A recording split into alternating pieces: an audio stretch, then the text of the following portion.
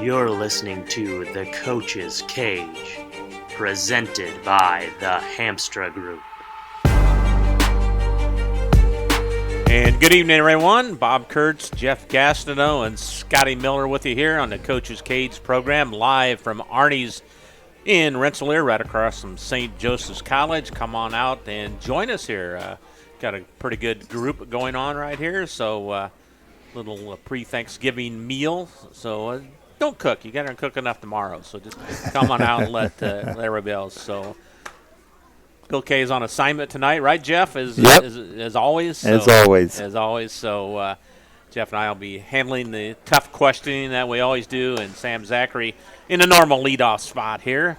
Sam, good to see you. How you doing? I'm doing well, thanks. Good to see you guys. Good to be back. And you opened up with your season last night. Huh? Tell us who you played, the score, and take us through the game. Yeah, we kicked off the year last night with Covenant Christian. Home or away? Up in DeMott. Okay. We traveled there. We were able to come away with a victory. We beat them 58-45 and really played well most of the night. Mm-hmm. Take us through the game. First quarter, we got a really good start. We got a kind of a lucky bounce. Evan Gagnon put up a three, and it kind of bounced around and went in, and then we just started feeding off of it. We played really good defense throughout that first quarter. We're trying something new, and we're playing a matchup zone. And so we had a couple possessions where we had great rotations, and they just threw the ball out of bounds. They tried to pressure us early on. We broke it with ease. We got a lot of fast break looks that we didn't really convert, which didn't make me very happy. But really, we got up and down. We got good looks at the rim. We were up 12 going out of the first quarter, going into the second quarter there. And we continued that into the second quarter. We had a couple possessions within the first half where Covenant probably held the ball for a minute and a half to 2 minutes, just because as they worked the ball around or as they tried to drive, we shut it down and we were able to move while the ball was in the air and continuously get stops. And I mean, our defensive effort was fantastic. As the game went on, I could tell we were getting tired. We only had a 7-man rotation last night because I'm still missing one varsity player. He's got 2 more practices before he's eligible. But in that, I mean, kids were getting gassed, but they still played hard up until about the last 3 minutes, and then we kind of got happy that we were winning and had them down. We had them down 20 and only won by 13. So, we kind of had some lax possessions there at the end, but win's a win, and I'm glad I'm glad our kids were able to do it. Were the guys happy to get that first shot in and then kind of really settled after that? Because sometimes when it goes awry, sometimes it takes the wind out of them, doesn't it? Well, I told you guys I've got 3 kids coming back from last year with any varsity experience, and one of them was out last night. I'm playing a lot of juniors and sophomores.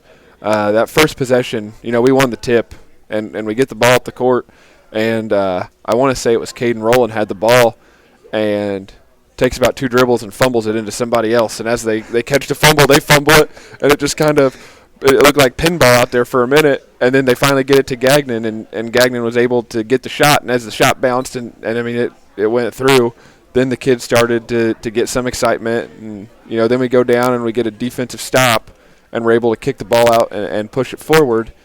I think then the kids started to settle down because they got some confidence in themselves. They realized that the varsity game isn't that much different than what they've experienced at other levels, and they were able to compose themselves and take care of the ball. So nerves do play a part in the beginning, you think, all right? Well, I think anybody's going to tell you, especially in game one. Yeah, I mean they play a difference, and I've had kids tell me, like, Coach, I went out in the scrimmage, I was so nervous. Mm-hmm. Why? Because I've never played at this speed before. I didn't know what to expect. Right. And I think, a scrimmage is one thing, but getting into a game situation where it actually matters is completely different. And it's hard for those kids to understand the flow of the game or how things are going to operate when they've never done it before. What the sophomores feel? Did you kind of ask them, okay, what's the feelings you're going through right now? One of my sophomores is a returner. He was my second leading scorer last year. So he had confidence. He was, when we would get in trouble or times, he was ready to go get the ball and ready to do what he does. I think Caden Rowland, he has a confidence about himself. He's been a varsity football player the last 2 years. So I mean, he was okay. I mean, he took a couple shots that, I mean, they were way off. And I don't know if that was nerves or what it was. But he worked himself, and he understands the basketball game. His mom is our girls' coach. So he understands the game, and he understands how to get himself in that flow. And the first 2 shots didn't fall, so he started attacking the rim, and he was able to finish at the rim. And then the other sophomore I had playing, Patrick Berry, he was a wrestler last year. And I believe the only time he played basketball was in 8th grade. Okay. And so his last experience was as an 8th grader. Then he wrestles, and then he's thrown into a varsity basketball game. So I think it was a very strange experience for him. But he, I talked with my assistants last night on the way home. He didn't do anything spectacular, but he didn't look absolutely lost. Mm-hmm. And the more experience he gets, the better he'll be. He's a decent scorer. He did a nice job of attacking offensive rebounds last night and getting some putbacks. So he'll get into that flow, and he'll be just fine. Who were some of your scores in last night? Evan Gagnon was our leading scorer. He finished with 17. I think he was 3 of 5 or 3 of 6 from 3. Put a couple in. It wasn't very good from the free throw line. That's something we got to focus on as a team because we weren't good as a team. But I think he finished with 17 points and 7 rebounds. Caden Rowland was our next guy up. He had 16 points, and I think he had 5 or 6 rebounds, and I think all of them were offensive. And he did a nice job of distributing the ball and of attacking the rim and finding guys, even though shots didn't fall as well as we'd like, especially from outside. He did a nice job of distributing the ball. So my 2 leading scorers were both sophomores. And then we all contributed. Levi Church, a junior, I think had 4. Connor Scatella, a junior, had 6. Andrew Kolovis, another junior, had 3 or 4. Mike Levy, another junior, had 6. So we were all, I think every varsity player, all 7 varsity kids were able to score. So is that what you're wanting, those 2 to lead you in scoring all the time? Is that what you expect? Or? I think I have 3 kids that could lead us in scoring at any time, okay. Between Gagnon, Rowland, and Levy. And it's really going to depend on how teams play us. Last night they tried to play they were playing man defense, and they weren't playing it very well, which was allowing our guards to really get to the basket and finish at the basket. So Gagnon and Rowland were able to lead us there. I think if we get a team where we get a mismatch with Mike inside, Mike could be that kid that scores 15, 16, 17 points a game. Last night I think we should have gone to Gagnon more. Gagnon had a 5'10" kid on him, and he's 6'5". Mm-hmm. That we should have put him into the post more and got him the ball. But, it's really going to depend on how teams decide to play us, who's going to step up. I think I have a lot of kids that are capable, and I told them this before the game. I have a lot of kids that are capable of scoring 10, 12 points a game. And if we can get 5 or 6 of them to score 10 points a game, we're scoring 50 or 60 points a night. And who do you concentrate on? Well, in our schedule, you score 50, 60 points, and we play defense like we did last night, we're going to win a lot of games. Mm-hmm. We're at least going to be competitive. Were you happy with the performance last night then overall? It's hard to say I'm happy because it's game 1. Right, I know I'm asking here. I'm never happy. You guys know that. I know. It's game 1, and I've told people all day today because I've had people reaching out. Nice win, nice job. I was impressed with how we played. I didn't know what to expect. There's a lot of inexperience. There's a lot of kids that have never played at the varsity level. I didn't know how it would go. I took them to camp in the summer, and oh boy, that did not go how it wanted. The scrimmage, I was disappointed in our defensive effort after the scrimmage, and so we focused on that on Friday and Saturday. I was really happy with our defensive effort. I think we got our matchup zone down. I think we got rotations down. Our communication was really good. So I guess I could say I'm happy with that. Offensively, we still have some work to do. We've got to get used to playing with each other and playing a different style because I'm doing some different things than I've done in the last 2 years. But I also have new kids. So we got some work to do there. Free throw shooting, we were 5 of 12 on the night, which is unacceptable. From the three-point line, we were 3 of 13 or 3 of 14, which we've got to fix that. Gagnon hit, I think he was 3 of 5 or 3 of 6. We've got to get more guys that are able to score in there. We need to get Mike Levy the ball more, get him involved a little more in the post. But I will say, I am the happiest. 13 turnovers, and our goal was 15. Four in the first half. Wow. So I'm very, very happy with that. So if there's one thing I'm happy about, I guess I could say it's the turnovers, because our goal was under 15, and we were under 15. Now, will you take this film and show it to the guys and break it down, or no? Usually what I do our stats. And when I do our stats, I break down the film. So when I see things, I just make notes, and then I take those notes and make our practice plans for next week. So in the focus on Monday, we're going to work on some ball handling stuff, because there in the second half, we had some situations where we didn't handle the ball very well. We did a couple dumb things on a press break where we forced it up the sideline and got ourselves trapped. Got ourselves in a bad position that a good team would end up trapping us. They didn't last night, but a good team will. So I want to go over that. We also had a couple situations where, with 20 seconds left, we were still looking to play fast. We need to put in our stall offense and understand when we want to take the shot at the end of the half. So I looked at that and I broke that down and I made those notes. I'm not one that really wants to look backwards. Mm-hmm. I want to look forwards. And so I want to take, what we did well. We did well. Mm-hmm. What we need to work on is what I want to focus on, and we get better for the next one. Your rebounding was you were saying offensive. You got to be really happy about that. There's another thing I'm happy about for you. My golly. Mark that down, too. Okay. Might be the first 2 times I've ever been happy about something when I've been here. That's not an easy thing sometimes offensively. Well, I told you guys, we had 29 total rebounds, at least that I counted as rebounds. 15 of them were offensive. And the most I was impressed with. Caden Rowland's 5'10", 5'11", and a guard. Now, he's a big, strong kid. You guys saw him during football season. Exactly. But he knows where a shot's going to go. He took an outside shot and caught it before it hit the floor, caught it on one bounce exactly where it was. It landed right in front of him. So I think, he had, I think I told you guys, 4 or 5 offensive rebounds just from following his own shot. Mm-hmm. Patrick Berry had he had 2 or 3 offensive rebounds just getting in the right position. Levi Church had a couple. We really, really did a good job of attacking offensive rebounds, which then give us, in some situations we had 3 or 4 looks at the basket because we attacked the offensive board so hard. Before we leave tonight, last night, how did JV do? Not good. Not good. I did not get a final score because I took the guys into the locker room and was watching. They struggled. They've got some. There's going to be some growing pains. I was just telling Matt that our freshman class, and we've got, I want to say 8 or 9 freshmen playing. Mm-hmm. We don't playing JV. Playing JV. We don't play a lot of elementary basketball. They start in 5th and 6th grade and play no more than 6 games. So they played 6 games in 5th grade, 6 games in 6th grade. So they're catching up then. Had a full junior high season, and then last year only played 5 games because of COVID and quarantines and all of those. And there's some of them that only played maybe 2 games last year or didn't play a game at all last year with the situation they were in. So there's a lot of learning.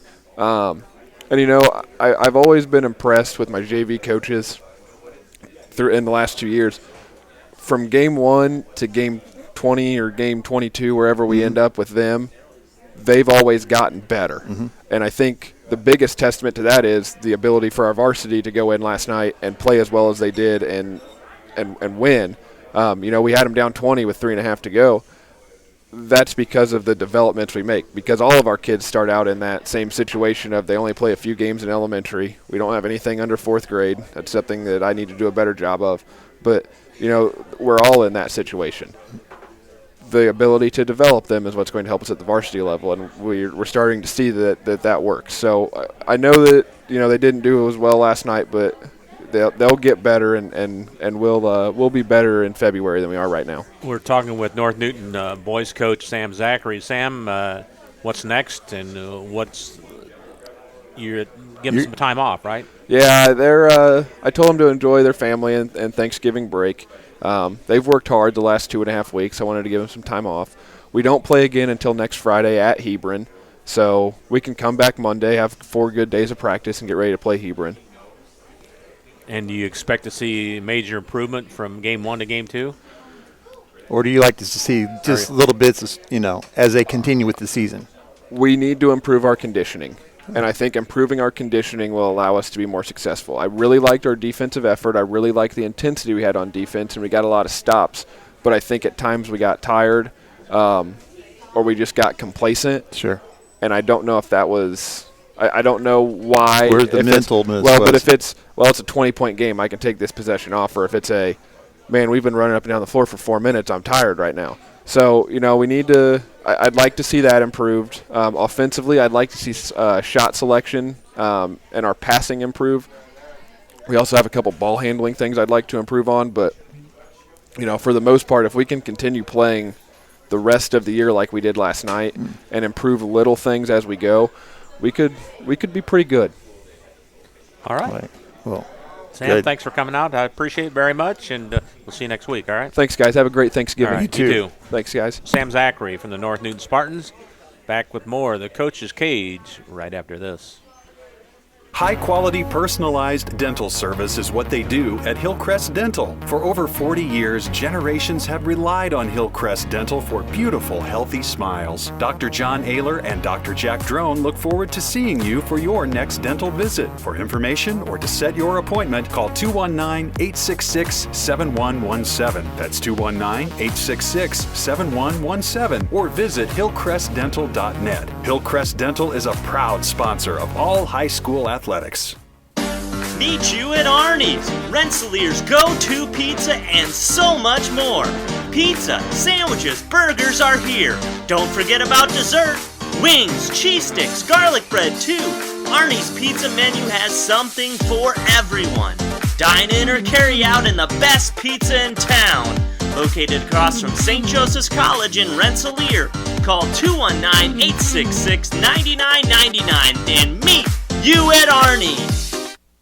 Pulver Psychological Services offers psychological counseling, consultation, and assessment. Locally owned and operated, Pulver Psych focuses on solutions for the community and serves as support for individuals, families, and organizations. Whether you're in need of personal, family, or success counseling, Pulver Psychological Services can help you reach your life goals. Increase work satisfaction, have better relationship compatibility, improve sports performance. Get in touch with Pulver Psychological Services by visiting pulverpsych.com. You're listening to The Coach's Cage, presented by the Hamstra Group. Bob Kurtz, Jeff Gastineau, Scotty Miller are back on the Coach's Cage show here on 3kgthecage.com. You can check us out on our website or go to our Facebook page, that's 3KG The Cage Community Broadcasting, where you can get the link to look at this live stream tonight. And Matt Sipkema from the North White Vikings has joined us. Good to see you, Matt. How you doing? Nice to be here. We're doing really good, Bob. Well, we usually talk about games, but North White's still not played one yet, right? No, we have not played a game yet, but we did scrimmage last Saturday. Okay, So, tell us about that. We go down to Seeger and we scrimmage every year. I really enjoy scrimmaging Seeger. They're really big, athletic, and they give us a good test every year. So, What do you hope to accomplish in a scrimmage? what I like about the way the scrimmage is set up, each quarter you can do different things. So we really figure out what we can do well and what we need to improve on. And we saw a lot of good things we did and things we need to work on.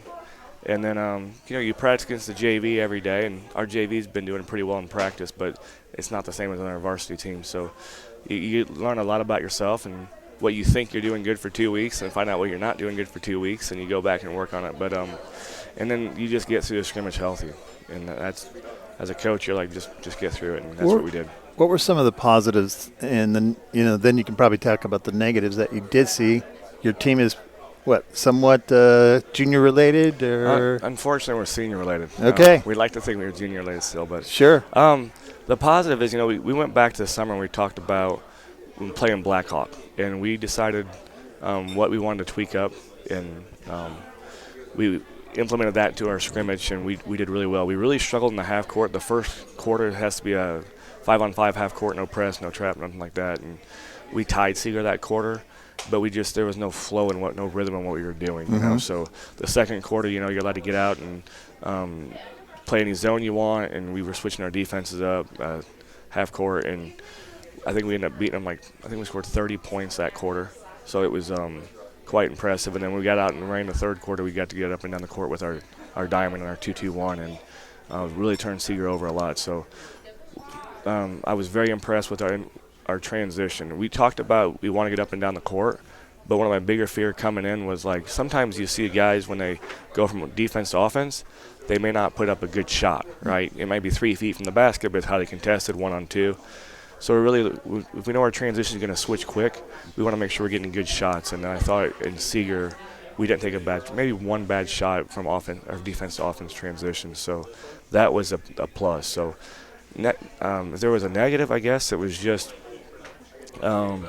I don't think we rebounded as well as we could have. We were still smaller, but rebounding is boxing out and going to get it. And I thought at times we didn't box out, we didn't attack the glass the way I would have liked to. So we went back and worked on that at practice last week. And how do you improve that? I mean, repetitious I know is one thing, but just practice and telling the kids to get on the line when they don't do it. I mean, it's about the two things you got to do. Yeah. Matt, Sam brought up a good point. He said his team, they only played 70 last night. Got a little bit tired at the end. How do you judge where your conditioning is, especially in the first part of the year?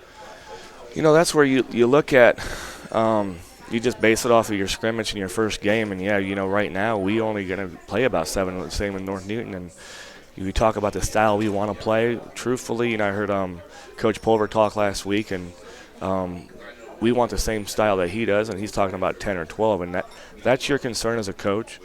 Do we want to do this with 7 players? But we have 4 or 5 guys that refuse to get tired. I can't explain it. They don't get tired. I mean, that's a good thing. Yeah, it is. And then, I see that they're tired, so I'll give them a 30-second blow when I can, but they'll keep going the whole game. So, and they're going to have to. We've asked the boys, what do you want to do? This is the style we want to play. This is what we're going to go with. Yeah, Coach, we love that. We love getting up and down. All right, then we're only going to play 70 right now, so you're going to have to do it. And that's what we want to do, Coach. All right.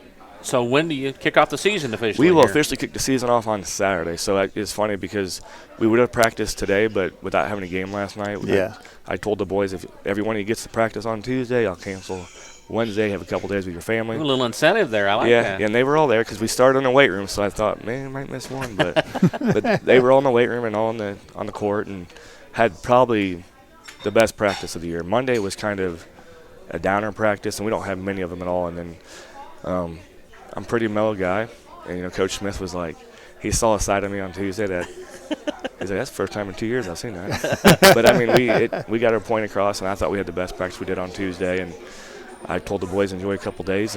But when I broke practice, I said, doesn't it feel good knowing we're going to play a game before we go back to school? We've just been practicing, and the boys are just jacked up. I mean, we get through Thanksgiving tomorrow, and they'll come in Friday ready to work, and Delphi is going to be a great test, and we're looking forward to just getting on the court. Now, will you practice in the morning or afternoon? How would you do that? Of course, you guys have no school, anything like that, so. We usually go 10 to 12. Now, 2 of my coaches are late coaches who have a hard time getting in there in the morning. So, so you won't practice tomorrow. You'll practice Friday. We'll practice Friday 10 to 12, and then since I did give them today off, we will come in earlier on Saturday before the game for a quick walkthrough. Let's talk before we start talking about Delphi. Last night's game has been rescheduled or no? Yeah, that game was moved to, I believe, February 8th. It's a Tuesday. So you're playing Attica, right? At Attica on February 8th. Attica, yep. Okay, so tell us more about Delphi now. Well, Delphi, they have, Austin. Have they played yet or not? No, unfortunately, the same situation. There was 4 games canceled in the state last night, at least from John Harrell's, and we were 2 of the 4. Wow. They were supposed to play Clinton Central, and we had every desire to go over down to Frankfort and watch that game, and Delphi went virtual on Monday and Tuesday, so they couldn't practice or play. So we will be their first game as well on Saturdays. And Delphi, Austin, we coached against them. He was at Pioneer my first couple of years. We coached against them in the sectional and a couple times a year, and went over to Delphi last year. And I know a lot of what he wants to do. He knows a lot what we want to do. They are young. They had 2 seniors who would have played a lot of minutes this year. One of them tore his ACL, would have been a 4-year starter, a Roth boy. And the Smock boy who came from Twin Lakes his sophomore year, I think he's going to sit out and focus on baseball. He's a really good baseball player. So they lost what I would think their top 2 players that would have came back. So with that being said, I don't know who else they really have that are going to come up. So what's the schedule like next week? And then the following week, we're supposed to play Victory Christian, the private school out of Valpo, on Friday. But that game got moved to Thursday, actually the day before, because I heard some people talking about how tight it is to find officials. And they don't have a crew for Friday night. So their AD reached out and said, hey, can you guys go Thursday night? You know, and we're like, hey, as long if we're moving it up and not moving it back, you know, we'll get in. So we're going to play Friday or Thursday night at Victory Christian, and we go back on the road Saturday, and we play a Rossville team who's actually got a couple coaches watching Harrison and Rossville tonight. So do you think you're ready to go? Oh, ready to play that first game? We're ready. I mean, we are. Probably the boys are really ready. We're all ready. Yeah. I mean, you know what? I'm a lot of coaches. We all love practice, but I think we're all gamers, you know, and – 3 weeks in the gym, now we're just ready to get out and play somebody. You told me now to remind you to talk about your staff. Yeah, I didn't get a chance to talk about them last week, and this is my 4th year at the helm at North White, and you really realize how important. You haven't been there 4 years. This is my 4th year here. Holy cow! Yep, and you really realize how important everyone.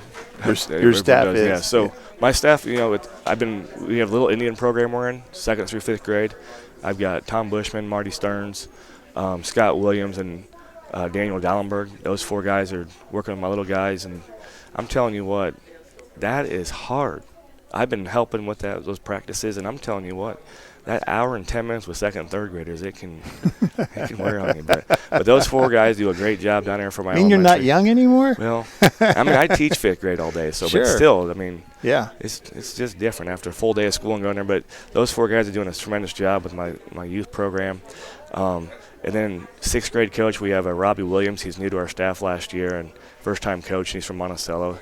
Then our numbers are short. Our numbers are small, unfortunately, for 7th and 8th grade. We have 1 team combined. Played over at North Newton last night and just had a 7th grade game. But I have a familiar name most of you guys would know named Ron Bonakovich. He coached baseball for Rensselaer and years at South Newton. And now he's actually the varsity baseball coach at North Judson. Okay. And Ron has just been phenomenal for me because it's something I thought he would do for a year or two, but he's just been so supportive. I mean, of the program and myself, he just keeps coming back every year, and it's hard to find those coaches and then let alone keep them for a few years. So Ron's been doing my 7th and 8th grade coach. I have a volunteer down there with him as well. And then this year on the high school staff, we've got Brian Pogue, who's been my JV coach the last 3 years. He took a volunteer assistant position, and we got a new JV coach in there. But so I have Brian there, and I have Joe Smith, Joe Smith has been a head coach at Clinton Central, Frontier, Pioneer, assistants at Logan and Delphi. So he just brings a wealth of knowledge to what we're doing here. And then, so those 2 guys have been with me for the last couple of years. And then we've got Javier Benitez. The last time North White went to sectionals, he was on that team, the same class as the Diener boy. Okay. Started with that. So he's excited. He started as a JV coach this year. And then we have another guy named Chase Lowry, who's a few years older than Javier. He's a pretty solid player for North White. Man, I think he's 27, 28, and he's going to be my freshman coach. And they're all excited to get working, and they're great guys to have on your staff. And the administration, Mark Woodcock, my AD, Dr. Dean, and Greg Browse, assistant principal, have been so supportive of myself and the program the last 4 years. And you need all those people in place to be able to do your job. We can't wait to get over to North White. I think we have Rensselaer at North White, I believe, in the early part of December. That would be December 10th, I believe. And I'm just listening to Scott or Chad talk last week.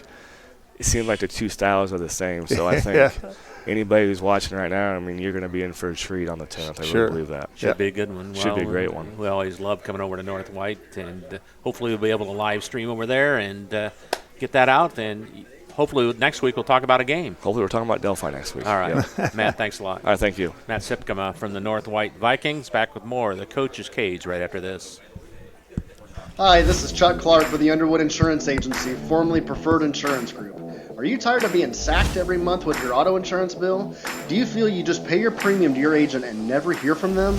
We at the Underwood Insurance Agency work with over 10 insurance carriers to get you our best rate and coverage we can, and we pride ourselves on serving our customers like they are our family. We are conveniently located in Remington and Lafayette. We can be reached at underwoodagency.com. Reach out to us to score big savings. Chad?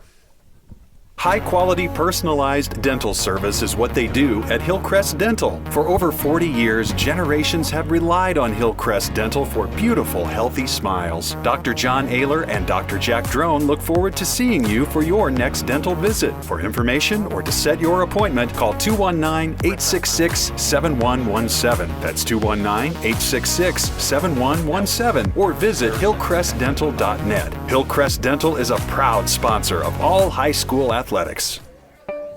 Working with our customers has been Kentland Bank's trademark for 87 years. We're dedicated to making your visit a lasting one, and helping you achieve your goals is our #1 priority. With 5 locations, Kentland Bank offers all loans needed for today's businesses and families, including car loans, mortgages, agriculture, and commercial loans. We're here to make your busy life less hectic by offering online and mobile banking, bill pay, and P2P payments. Member FDIC and equal housing lender. You're listening to The Coach's Cage, presented by the Hamstra Group. All right, welcome back to the Coach's Cage from Arnie's. We do appreciate Beth Graff and the gang here at Arnie's for helping us out here, providing the food and drinks for the coaches. And Chad Pulver has joined us now from the Rensselaer Central Bombers. Chad, good to see you. How you doing? Doing well. Thanks for having me on.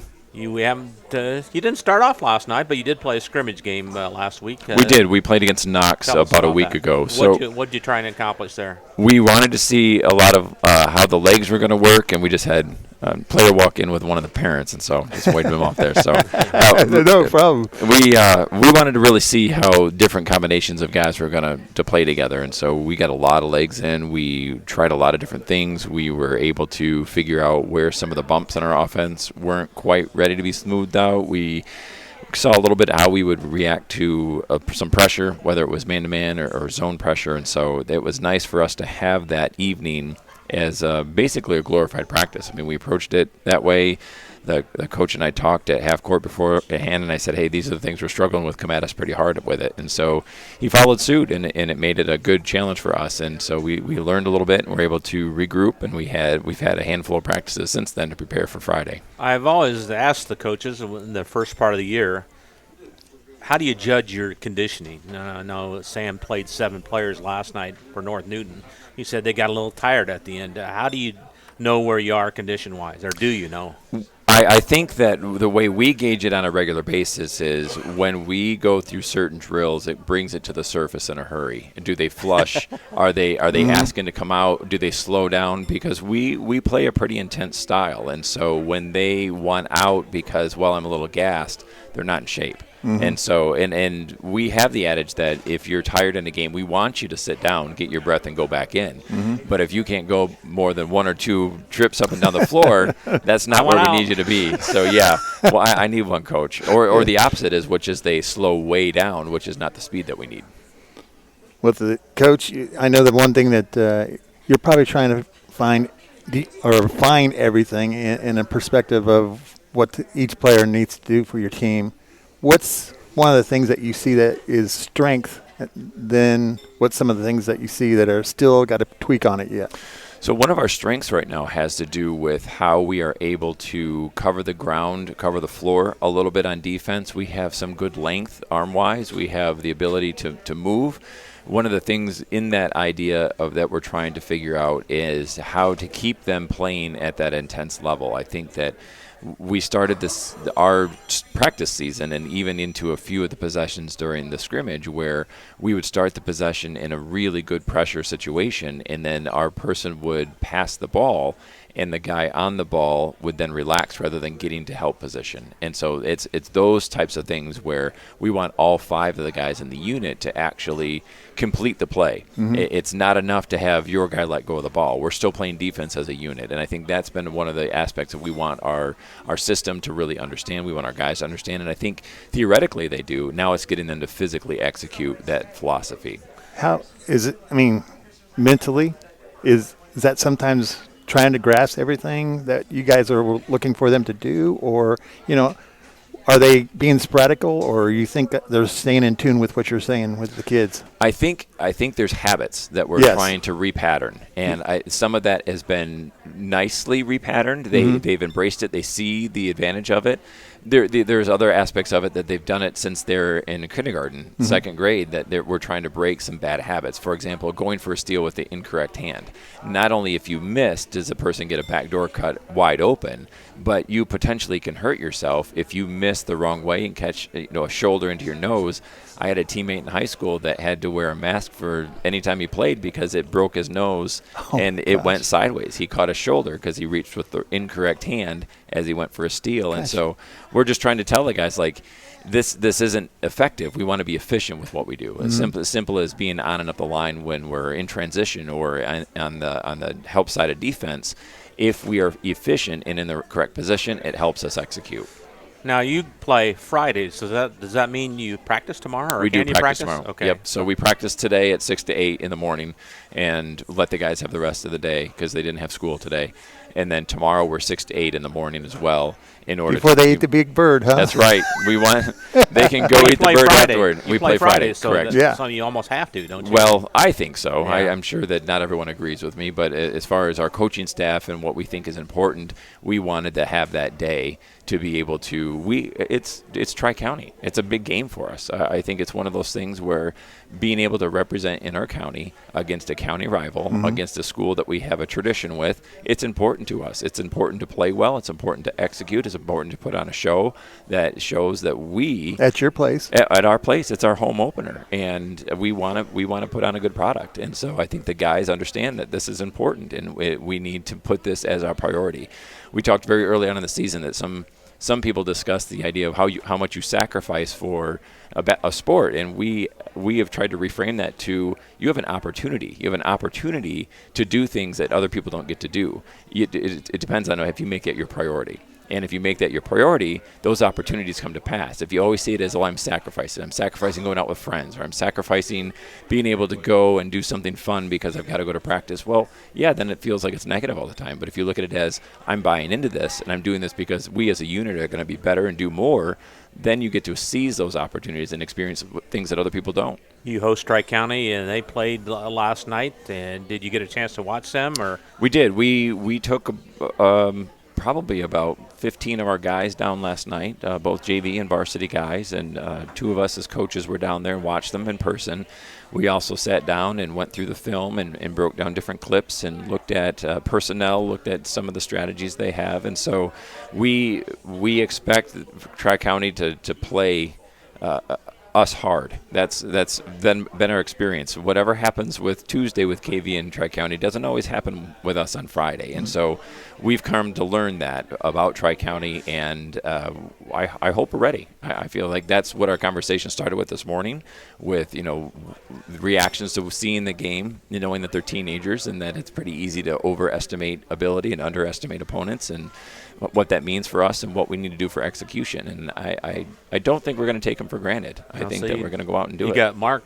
He doesn't know anything about you guys because you haven't played yet. Correct. So there you go. We get to be the mystery riders, and so we'll come in and ride that mystery as long as we can. But it's amazing how quickly the mystery goes away as soon as the ball goes up in the air. So. Have you set on your rotation yet, and how many guys you want to play throughout the year, or is that still on? I'd love to be able to play 10 guys. I feel like there are. Can you do that, you think, though? I think we can. Yeah. I think we can. And it doesn't mean that everyone's getting equal time. But, I mean, even if you have an 8-minute quarter and 7 of those minutes you're going to be able to sub people in and out, some of those might be a 3 and a 3, and then the last 2 minutes you figure it out. Another person might only get 1 minute a quarter. But the point is that if someone knows they're getting in the game, they should play harder rather than it being like, oh, I didn't know I was getting in, and then they flub it around and then they lose their minute. So you're expecting the guys to know any and every second counts with their ability to do what they got to do. Absolutely. What I want to be able to do is say, here's your moment. You get it this quarter. Let's go. Let's make it happen. Chad Pulver's joined us now in Rensselaer Central. I don't think I've ever asked you this question, but I'm going to ask you now.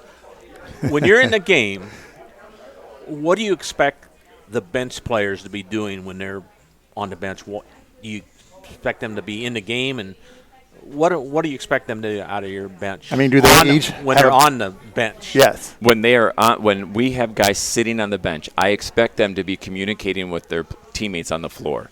If I know that I have 1 or 2 bigs that I'm going to be in and out for, they're in and out for me, I should be speaking to them about what's going on the floor, helping them see things, helping them read what's going on.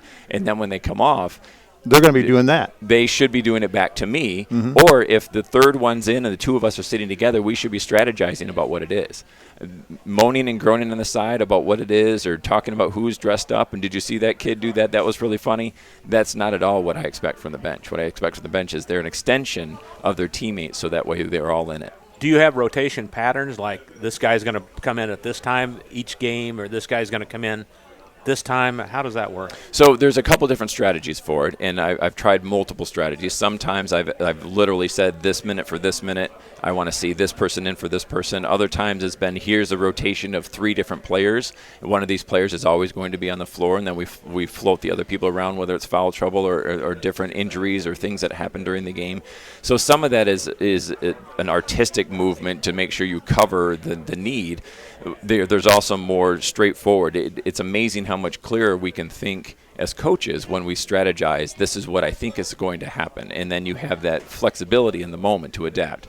But I really have embraced the idea of, if I spend this much time practicing or preparing for practice, then I should prepare for the game. And so knowing those rotations and allowing the guys to know what those rotations are, so that way when they know their number's going to get called, they should be ready to go, and it should be clicking rather than, I didn't know, I'm not even loose, I'm not in the game. Are we in a man? Are we in a zone? Are we? Who scored a lot? Who hasn't scored a lot? Like, that's a mess, because then they go in, they turn it over, and the ball's too precious. I mean, that's why every turnover, is costly. Yes, it's horrible. And every point is beneficial. Yep, the ball is the golden thing. So we've talked about that, trying to get guys to understand that. I've got to ask you this too. So many times you see guys in the games, they score like 3 or 4 baskets in a row, then they come out. Do you ride the person if they have a hot hand? Will you leave them in there longer than normal just because of that, or will he come out automatically? Well, it depends. Some people, it's much easier to see what's going on in the offensive end, and so part of what you might be seeing is like, the offensive end is going really well, but if he's just giving up on 6 defense, points and only scored 6 points, well, that's a wash. That's a wash, and so especially if it's making it harder for the other guys, and so the other guys might be getting exhausted because he's not playing the defense. So if that's part of it, is that he does have a turnover and then jogs back, I don't really care if he's made threes or not. Like, you can't jog back. Right. And so there's that reality, which is we have a style that we have to play if we're going to be at the level we want to be. And I think once the guys embrace that and absorb that, they're going to be fine. And I don't think we're going to have an issue with it. What are your expectations tomorrow or Friday night? To win. Okay. Besides winning. I want our guys to play at a level that is high. I want everyone to know that when the Bombers step on the floor, this is what they expect on defense. This is how they execute on offense. The score will take care of itself. I honestly believe that. I feel like if we play our defense the way we need to play it, it's going to turn into offense. And layups are a lot easier to make than outside shots. Mm-hmm. But at the same time, if we get put into a half-court game, I expect our offense to execute in order to give us those open looks and be able to knock them down. So for me, I'm not asking for magical potions to get us the open shots. I expect our system to get us the shots. Now we need to execute what that is and know that if it's a shot versus a good shot, or a good shot versus a great shot, we want the great shot. So make the extra pass. And that's what I want to see from our guys. Because that'll be an education on coming Saturday morning when you guys do analyze everything, correct? Absolutely. So because you'll know that was a good shot, or they'll know that was a forced shot. That was forced. And so we go from Tri-County on Friday to Harrison at Harrison on Tuesday. So that turnaround is pretty Tuesday fast. Game, huh? Yeah, so we have a quick turnaround. Wow. So we go right to Saturday. We're practicing at noon on Saturday. But we go to that practice, and we have Saturday, Monday, and then we're on the road against Harrison. And Harrison's going to be tough. They play tonight against Rossville, so we'll see how that goes. But I wouldn't expect anything less than Harrison to be a pretty tough pull for us on Tuesday. Now, do you review the film with the guys, or do they not watch film at all, or what do you do So there? what we do, traditionally what we do is we will break down the games. We'll put them into clips. We'll put them into possessions. We'll highlight the things that we think are important and then clip those up and share them and say, these are the things that you need to watch. Mm-hmm. And then we talk about them. So we'll speak directly about personnel. We'll speak directly about movements, whether it's offensively or defensively.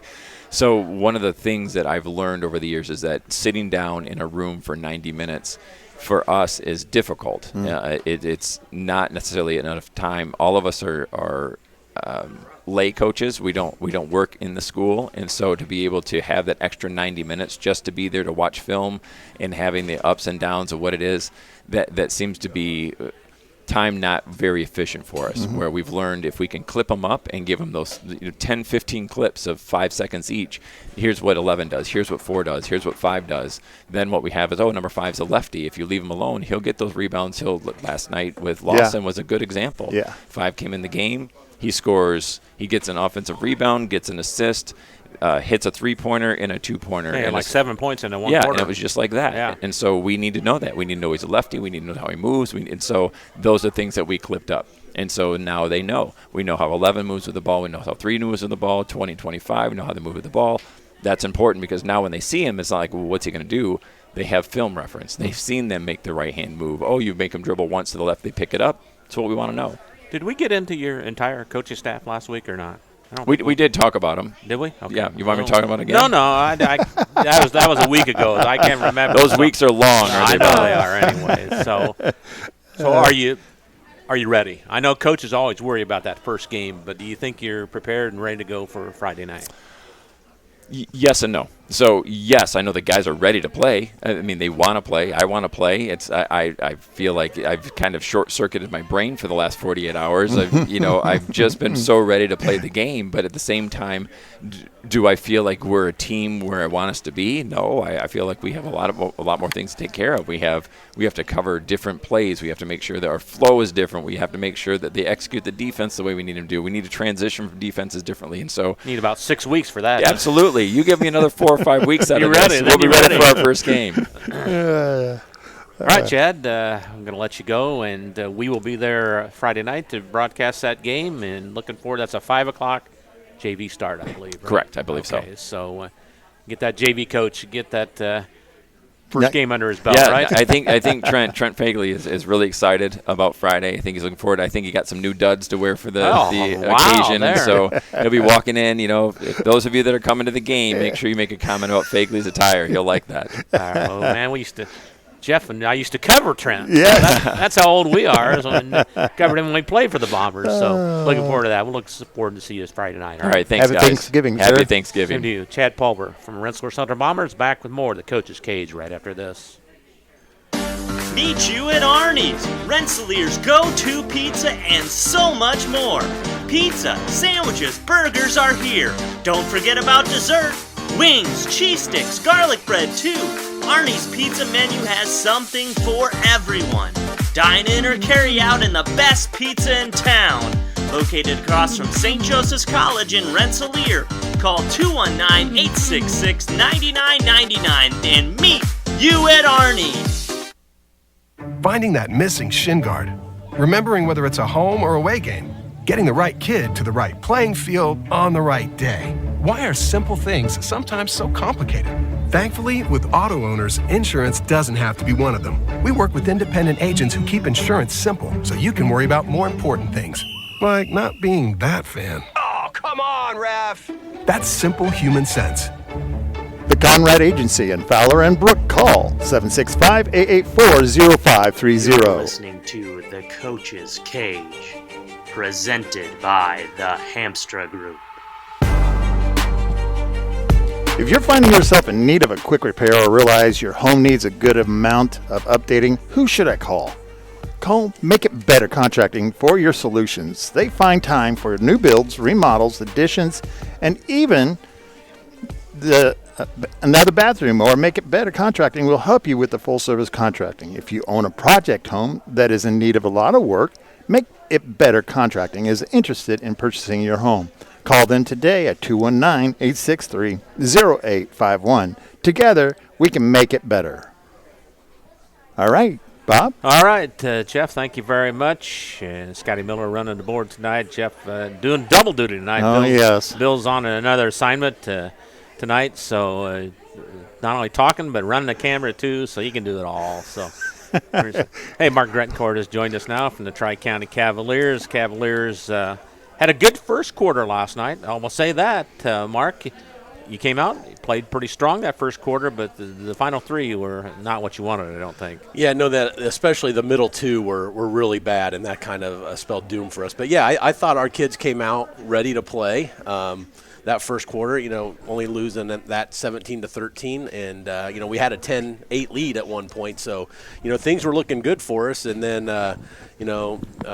KV started putting on a little more pressure in the half court, and our guys didn't handle it very well at times. And as far as coaching goes, I didn't have them prepared to handle that. So, it's not all on them. It's a lot of it's on me to make sure I've got them prepared. So, we worked on some things, of course, this morning to maybe if we see that again, I'm sure Rensselaer kind of saw what KV was doing, and I'm sure they were all there. Chad said, yeah. Yeah, yep. They were sitting right behind our bench too, so.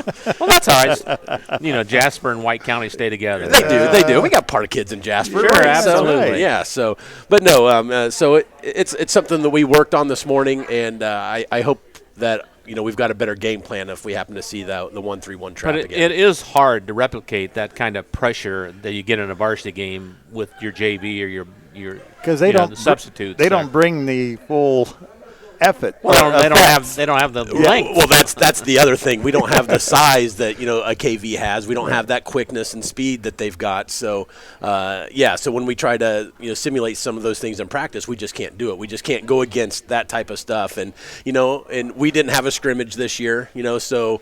Did that hurt, you think? I think it does in some sense, yes, because, a lot of times they say your biggest improvement is from, week 1 to week 2 or game 1 to game 2. And with us not having that scrimmage, we didn't really get to see exactly maybe what we needed to work on going against some better competition. So we definitely saw what a lot of our weaknesses were. And, our kids are, I think, learning a lot in this first game. And, we watched film this morning and we really broke down some things that we can do better. And so, hopefully we can put together a little better performance going forward. You know who I thought – wait, hang on, Jeff. Yeah, go ahead. I'm sorry. In the second quarter, Lawson came in and gave you a nice spark there.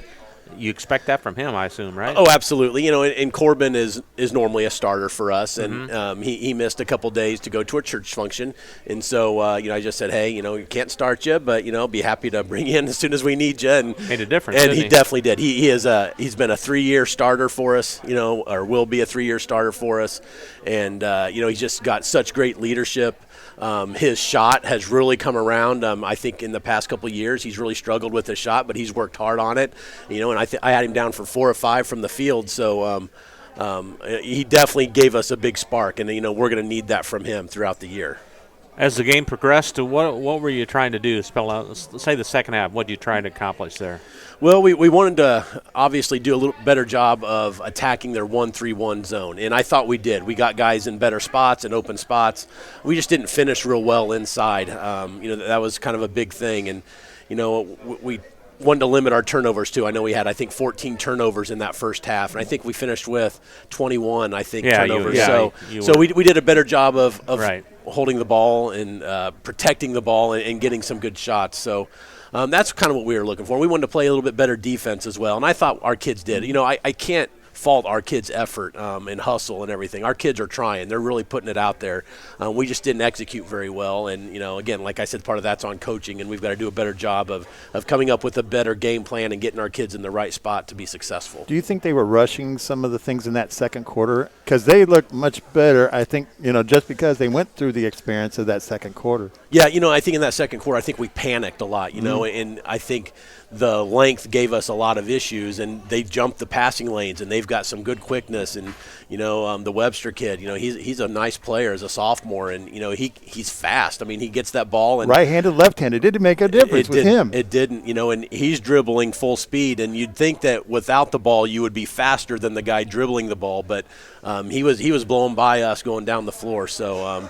He's a nice player, and that was a big factor too. Was we looked at the points off turnovers. I think we have it as they got 31 points off of our turnovers compared to we got 3 points off of theirs. So that's 28 points in a 33-point loss. So if we can do a better job of limiting our turnovers and not giving the run outs, the live ball turnovers where the ball's in play. You don't want to turn over about mid-court. No, that's not a good sign. No, it's one thing to turn the ball over and it go out of bounds, and then they have to set something up, and you can set up your defense. But we had a lot of live ball turnovers that just led to them fast breaking and making layups. And so the points in the paint, they outscored us 44-10, I think, in the paint. And a lot of that wasn't necessarily, the size difference that they had. I mean, they did have some good buckets inside with them. It was the fast break layups. Sure.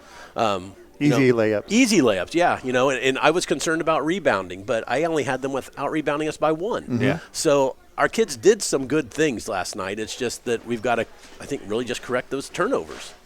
Who played well for you last night? Well, like you mentioned him already, Corbin Lawson. I thought Corbin did a real good job, kind of settling us down and getting us into the flow of things at times. He had some of his mistakes too, but we're going to rely on Corbin a lot this year to do a lot of good things for us. Connor Ross, he's a sophomore. He came in, and I thought he played pretty good inside. He missed some bunnies. I think that he knows that he's got to make going forward. And, we just had a lot of kids, I think, play. We had a freshman play for his first varsity experience in Riley Hughes, and, he didn't do a bad job. He got a steal, and, J.P. Shemmerhorn, he's a junior. He got some things. But when you look at who I started last night, just the way how things had worked out and losing Nate Corbin, at 3 o'clock in the afternoon. You're not expecting that, are no, you? that kind of changes things. But I only had one starter not play in the JV game. So 4 of my starters on the varsity actually played a quarter in the JV game. So it's just how things go. But part of my thinking of that, too, was maybe that would get the nerves out of the way if they got in and played a little bit early on. So when they got to that varsity game, wouldn't maybe be such a big deal. So, and I think, again, starting off that first quarter, we didn't do that bad. So maybe that was a good thing for us to do that. That's difficult to make a shift from 3 o'clock in the afternoon till the tip-off for your game. Because you probably weren't expecting that, were you? Not even close. No, I was planning on having Nate for the entire 4 quarters. Sure. And Nate's a big time improved player from where he was last year. So we're expecting big things from him. And then to not have him, that definitely put a wrench in things. Now, what's his status? Do you know for Friday yet or not? Just like they do in the NBA and NFL, he's game time decision. Game time decision. All right, yeah. He's day to day, and so he's a game time decision. He was at home today. He wasn't able to be at our shoot-around, but he was able to log in via Google Meets, and he was with us in our classroom while we were going over film and stuff like that. So he was able to take part in what we were doing. He just was doing it virtually. So we've all learned how to do that virtual stuff in school now. Yeah. So he was able to do that. Now, you've played a game already. Rensselaer has not.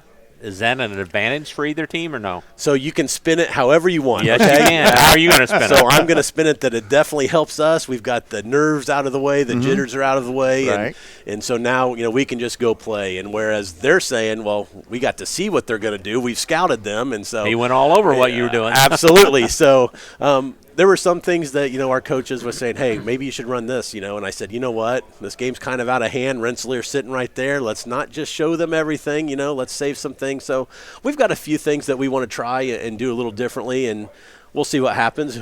Will it be successful? I don't know, but we're definitely going to try. What do you know about the Bombers? I know they haven't played yet, but you Right. probably know something a little bit about From them. past, I'm From sure. the past, yes. And, we played them last year, obviously, and, they had a real nice player in the Fleming kid, and Yeah. they obviously lost him. He was a 1,000-point scorer for them. But they return, 4 starters, and they return a lot. And the Drone kid, he's a big kid, and the Chapman kid was a nice point guard for them, and they got Chamness on the outside shooting threes, and T.D. Souza was a nice wing player for them. So Well, you don't even know all their names. You know their names. Trust me, I do. Yes, I do. So I think I still have nightmares from that game last year. I think they got us by 20 last year. So we're hoping that we can play better this year and give them a game. And, I like our chances late in the game if we can at least be competitive with them. Boy, I tell you what, you start off with Kankakee Valley and Rensselaer Central. That's you're taking on Jasper County. That's tough, isn't it? That is tough. And, not looking ahead either. But then we have Carroll on Tuesday, which had a 17-game winning streak at one point last year, and they returned their top 2 scorers. And then we have Rossville the following Friday, so a real good program. So, then Twin Lakes after that. So, again, this is battle testing us, getting us ready for the Midwest Conference and the type of team that a North White or North Newton, South Newton they're going to be. So, we're getting ourselves ready for that type of game, and hopefully we can be prepared then. No, I'm going to ask every coach this: how you handle Thanksgiving. Rensselaer practices tomorrow. Do you practice or no? I do not. Okay. I do not practice on Thanksgiving. And again, I have some kids that were already gone today. So with our shoot around for family stuff. So it's just that's what it is. It's family time, and you hate to take kids away from their family time. If it doesn't work out. So we don't do anything on Thanksgiving. Usually if it was a home game on a Friday after Thanksgiving, we would get together sometime in the morning and talk about things. But on an away game, we'll get together about an hour and a half before our bus leaves and talk about the game plan a little bit more and get some shots up and just get loose.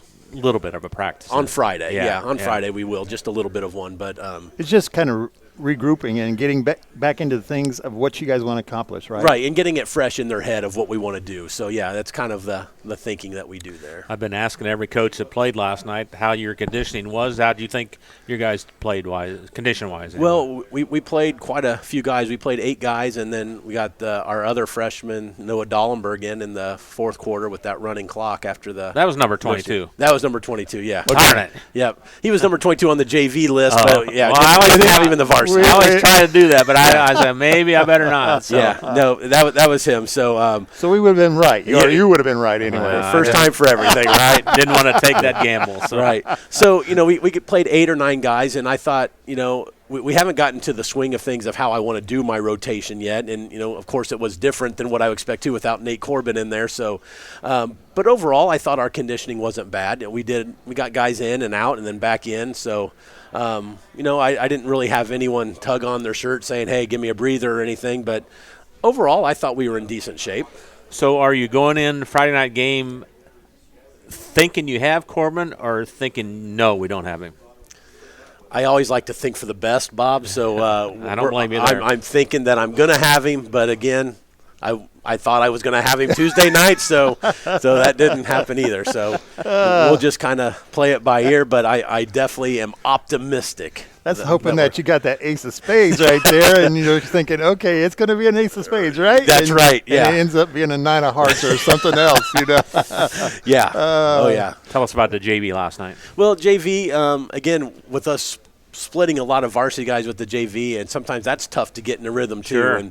And we had, I think, 4 normal full-time JV players playing last night, and then we have a couple foreign exchange students that haven't played basketball before, and so they got their first big test of Indiana basketball last night in the JV game. So the JV kids, again, they played pretty well the first quarter and then struggled the second and third.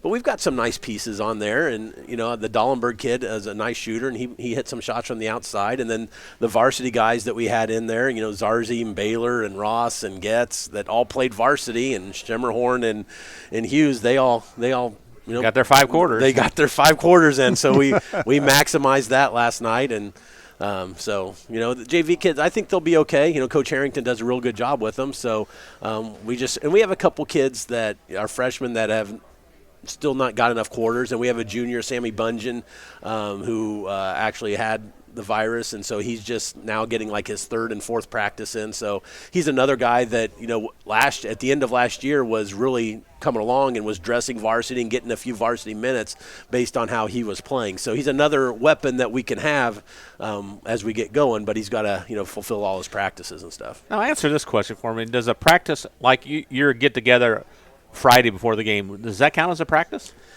If you make it mandatory, you can count it as a practice. But warming up, this is my interpretation from my AD. There may be different ADs that have different interpretations too. So I guess it's all in how you want to interpret it. But if we make it a mandatory practice where they're coming in and Coach Ewan, our C team coach, he's going to have a practice with those C team guys right before we go and get on the bus. So if they come and practice, then we'll call it a practice. Can I ask you a question? Go right ahead. I want to know what your guys thought was on that double foul last night. We were trying to figure that out. Let me tell you, we just thought it was all wrong. It was completely wrong. You can't do that. I've never seen it before in my life. You can't do that. That was the first time we have both reffed. We have both done a lot of games, and yet to see that. Well, let's set it up for people that weren't there last night. Yeah, go ahead. There was a simultaneous whistle by 2 officials, and they had 2 different calls on the same play. Right. An offensive charge. A charge and a block. And the basket was good. And the basket was good. So they just allowed everything to happen, didn't they? They did. They called a foul on both guys and then let the basket happen, but he didn't get to shoot his free throw. But yet they counted the basket good, so it's they screwed that up. I'm sorry.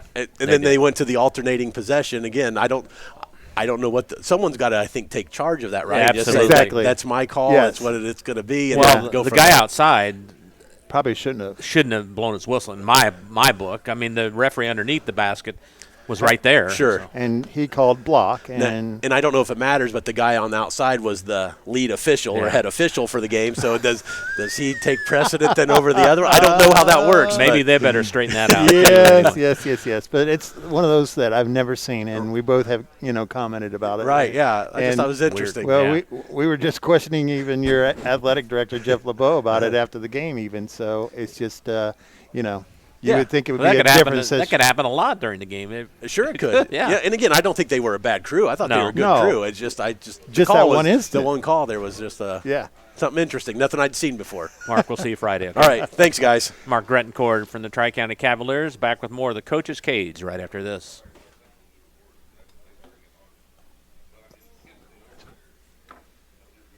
All right, we got Wagon Wheel here, and as I bring that up here. I'll try to get done quicker this time, so we'll see. All right, depends how much I need to talk. If you're looking for some great food before the game or any bit time, stop by Wagon Wheel Grills in South College Avenue in Rensselaer. From their famous Wagon Master to their great homemade chili, the Wagon Wheel is the place to go to satisfy your hunger. So takeout is also available by calling the Wagon Wheel at 219-866-9942. And for your finding yourself in need of quick repair or realize your home needs a good amount of updating, who should you call? Well, I would call Make It Better. Contracting for your solutions. They find time for new builds, remodelings, and additions. Even when the roof leaks, your kitchen needs to be bigger, or you need another bathroom, Make It Better Contracting is your full-service contractor. If you own a project home that is in need of a lot of work, Make It Better Contracting is interested in purchasing your home. Call today at 219-863-0851. Together, we can make it better. You're listening to The Coach's Cage, presented by the Hamstra Group. Welcome back to the Coach's Cage. We'd like to thank Arnie's for supplying the food and drinks to all our coaches here tonight. Appreciate that very much. I'm Bob Kurtz, Jeff Gastineau, Scotty Miller running the board back there behind us there in the background. We appreciate them coming out and taking care of things on our end. And we're welcoming in Missy Tyler now from the Tri-County Lady Cavaliers. Missy, good to see you. How you doing? Good. How are you guys? Doing really good.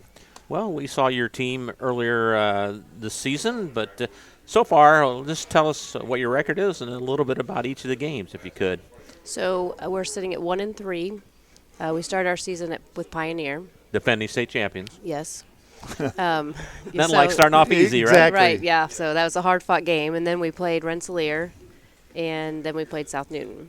So South Newton was our first conference game. We came away with a big win there. Now tell us a little bit about that. You played really well that game. We did. We had several kids step up and play. And, I feel like we're a young team, and we're still trying to find our roles. And, we lost Roy Stearns in the Rensselaer game with the very first ACL. Yeah. So she's out. Yeah, so she's out.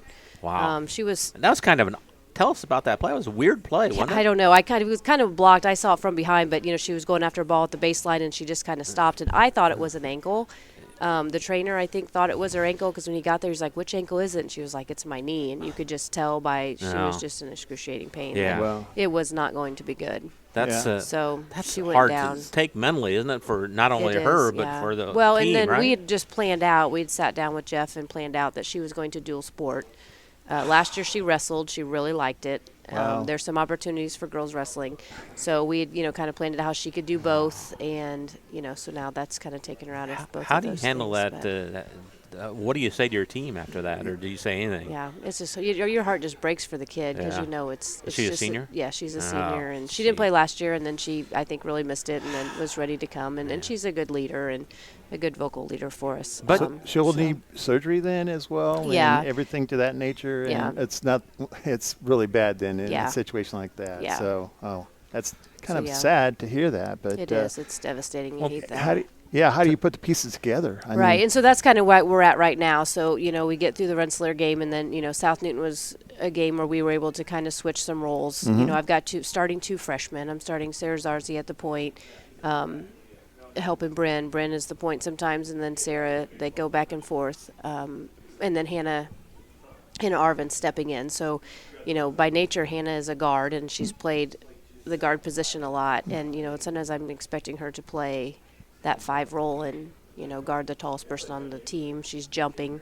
She didn't know she was going to be so good at it, but she's, she won the tip at Pioneer. She won the tip Rensselaer, so she's winning some tips. So, Yeah. She's figuring it out, and she's a hard-nosed kid and a hard-working kid. You got so. some old Tri-County names in there, too. Yeah, don't you? right, yeah. Man, that's good to see. Well, tell us about more about the South Newton game. You guys played so well. Who played well for you that game? So Janetta Whitmire stepped up, and she played. She had a really good game. A 5'5" center. Yeah. Yeah. Who thinks of a 5'5" center? Yeah. But she holds her own. So she does. And, and then here's another kid that, last year we had Autumn Ross and Maya Alberts playing the 4 and the 5. So Johnny kind of gets pushed out into like a 3 or a 2, when she's always been kind of a 4 or 5 in there. She's really got a nose for rebounding. So now this year it's like, okay, I need you to go back in the paint now. Now you're back to being a 4, and so like she's going back and learning that role. But she has a great outside shot. Like if you watch her shoot, like from the 3 in the corner, like she puts them up and puts them down. So we're like, we've got to get her back out there because she's shooting so well, and has really good form. So she's kind of figuring out where she can be, and depending on what offensive set we're running, where she's going to be. And Bryn Warren had a great game, too? Yeah, she had a great game, yep. Man, that's is that her role this year, or what do you see as she's a senior, right? She is what a senior, do you see yeah. as So her role? And Bryn is a really good leader. She's one of those kids that are like, let's just do it. Let's go. Like, and she's gonna push. So she's kind of a 1 or a 2. She's got a really good outside shot. She's a good at taking the ball to the basket. So, depending on what kind of defense we're seeing is going to depend on kind of her role. But, we're going to count on getting some outside shots from her, her being a big part of that offense and being able to also get in there. And is it going to take a while to blend the freshmen, the sophomores with the older group? Or I think so. I think we're getting it. I mean, we got to get ready for Twin Lakes on Saturday, and that's so huge. Yeah, that it is. They played well in that IU Classic tournament. We watched that film, so we watched them play Harrison. You just play a tough schedule here right at the start, don't you? What is this with us athletic director being crucial to I'm these? I'm going to have to talk with him a little bit, see if we can get some of those teams later on in the year. Right. But I just keep telling them, like, let's just get better. Let's go into this Twin Lakes game. Let's be prepared. Let's do what we can do. Let's battle. Let's, they're going to score buckets. Let's score buckets. Let's find a way to get open and, and execute and play against some good defense. And then let's get better, and then let's let that make us be better for when we go into conference play. What are some of the strengths of your team so far this year, and what are some of the things you need to work on? Well, I feel like we're good outside shooters. I feel like, everyone has a green light for that. I don't feel like that there's anybody that I'm like, oh, don't shoot. So I feel like we're good shooters, but, those first couple games we did not shoot well. And it's like, that's frustrating because they can do it. And I feel like now we're starting to get into that. So do you think that's nerves, Missy? Yes, and maybe. And, just you got 2 freshmen and a sophomore playing at the varsity level. Johnny was a starter last year. So, I don't really kind of see her as a sophomore, as an underclassman. But, you're starting those kids, and they're young. So that defense and the pace that we're playing, all that's got to play into. Because we were talking earlier. Talking earlier with one of the other coaches. You can't simulate the You're right. varsity atmosphere. From middle school basketball, right? Yeah, right. And that's difficult for freshmen to comprehend that, isn't it? Yeah. And I think so. And how do you implant that into their mind? Hey, you can do this, Right. and instead of don't be hesitant. Right, and you come through, and those kids are like Sarah and Hannah. They're not afraid to drive. They're not afraid to get in there. They've played a lot of basketball. Tracy Zarzi's now on the coaching staff, but she's had those kids playing, since second grade, and they've played a lot of ball, and they're tough. So, it's just getting them adapted, and we just got to come away from each game and learn something, and know that we got to just keep getting better and stronger. So what are some of the things you need to work on now throughout the rest of the year here?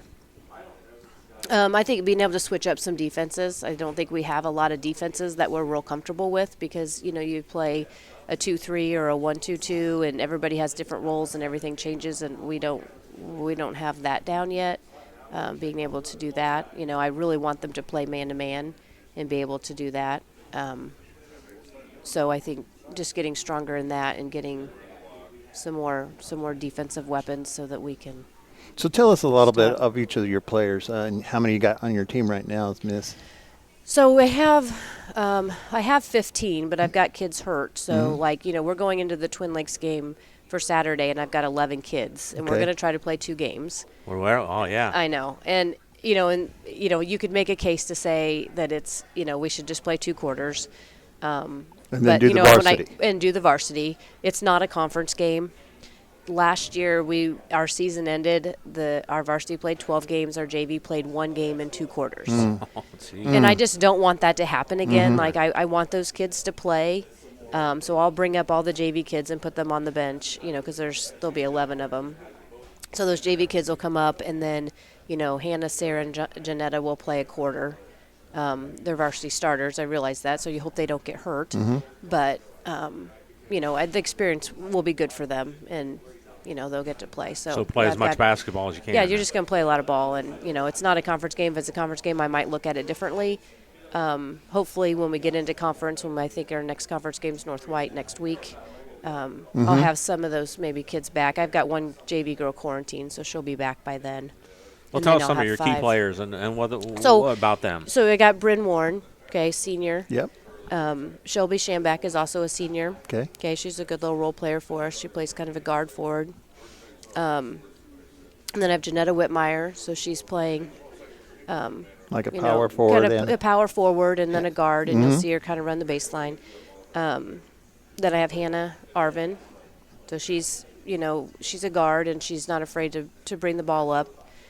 She's also, getting in there and doing jump balls and having to guard the tallest person because she's tall. So she's learning how to be versatile and trying to figure out her role. And then Sarah Zarzi is a guard, and she's also a freshman. So those are my top 5. And then I have Jasmine Durando, who's a sophomore. I'd say like her best attribute is her defense. Like she's a very solid defender. Working on her offensive. Her end of it too. Alyssa Tallman, she's moving here from BC, so she joined us I think in volleyball season. She moved here, and she's playing some JV, and then she's playing. Wait a minute, you have an Arvin, a Zarsi, and a Tallman. And a Tallman, yep, we got them. Yep, we do. We got some names. Oh yep. My gosh, yeah, talk about heritage back into the roots of things at the gymnasium. That's great. Yeah. So tell us about your expectations. We had this our first chance to talk with you this year. What do you hope to accomplish this year for the Cavs? Well, I really want to be competitive in our conference. And once we start conference play, I think that we should be pretty competitive. Well, you started conference play. You already want to know, right? We'll run to know. Yeah, that's what let's keep going there. And you play again. I think you said Tuesday, right? For your next conference after Twin Lakes. Right. Then we play North White. And then I think we have Carroll and then Frontier. Okay. And what do you think about the Midwest Conference? I know Brian said he's got 2 more starters hurt now. So, what do you think about the conference? As far as the Midwest Conference, so the I'm competition. glad it's coming back. I mean, I'm definitely glad that we're in the Midwest Conference versus like the Hoosier Heartland where we were when I first took the varsity job. Like I'm glad that we're back into having a Midwest Conference. And then you see a favorite? And we're going to add 2 more next year. Yeah. Do you see a favorite in the conference? Preseason favorite, do you think, or not? Yeah, I would say North White, but I know that they've got some kids hurt right now. Yeah, they do. So. I'd like to go in there and next week and give them a run for their money. That's right, you can. That's what we're preparing for. And you're healthy now, except for Stearns? Yeah, Stearns is out. I've got 2 JV kids in boots. Oh, Maybe my. stress fracture and then a foot injury. Yeah, I have 15 on my roster, but I'm only playing 11. Wait a second. We're not supposed to have first aid station at Yeah, Tri-County. I know. Yeah, we do. Yeah. Oh, my gosh. Yeah. So just played one game and. So just little tweaks here and there on the ankles and stuff. So yeah. Are they expected to come back to participate? I think so. Yeah. Okay. I think they'll make it back. Has your JV played any games yet or no? Yes. So tell us about them. Yeah. So they beat Lacrosse, and then they lost to Pioneer and Rensselaer. Okay. And they didn't play. But they had a hard-fought game against Lacrosse, and they were able to win that pretty handily. So and your that was good to see them. Coaching staff too. You said you got some changes. Yeah. So right? I have Tracy Zarzi is assistant varsity. Who used to be coach several years ago, right?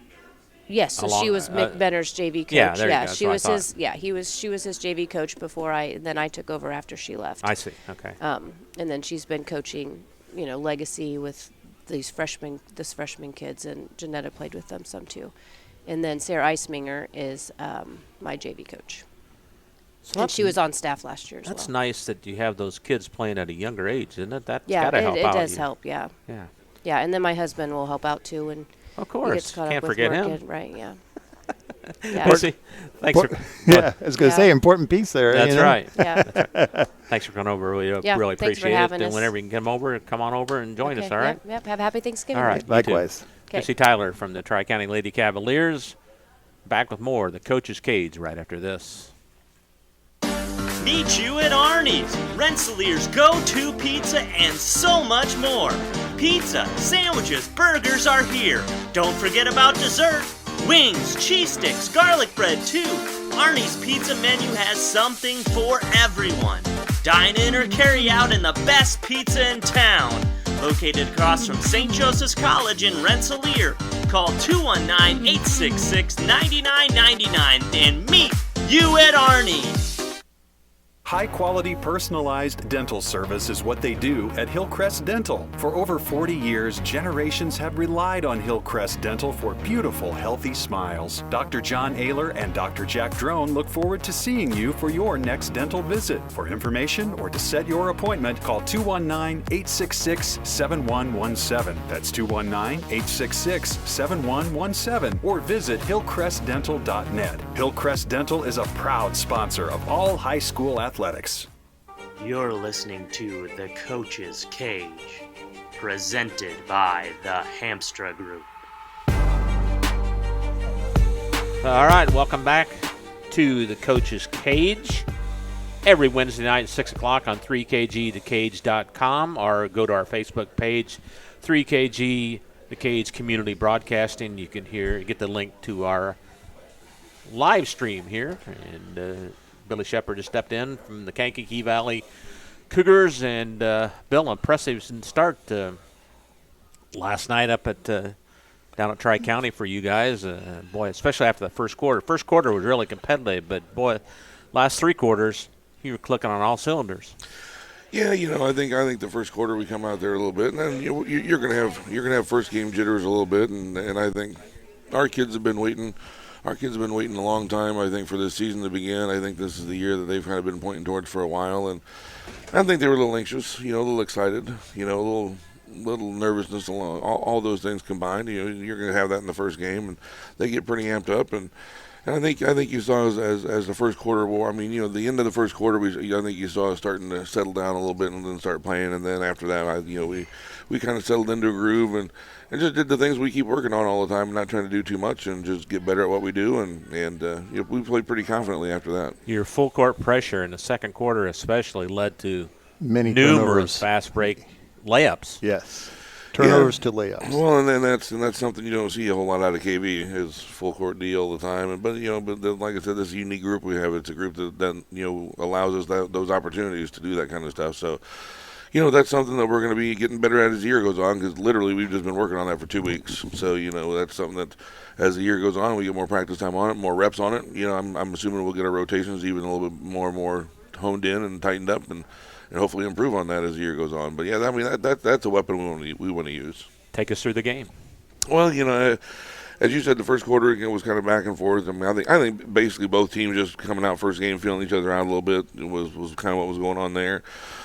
We came out to a 17-13 lead. I do believe Tri-County had like a 10-8 lead on us at one point in time, about midway through the first. And then, like I said, I think that's about when we started settling in and finding what we wanted to do. And, we got up 17-13 at the end of one. And then the middle two quarters really is what really helped us out and kind of blew the game open. I think we really exerted ourselves in both the second and the third quarter. Second quarter, we came out with a 17-5 advantage to make it a 34-18 halftime lead for us, which really, I mean, obviously, gave us a little bit of cushion, but, we wanted to continue to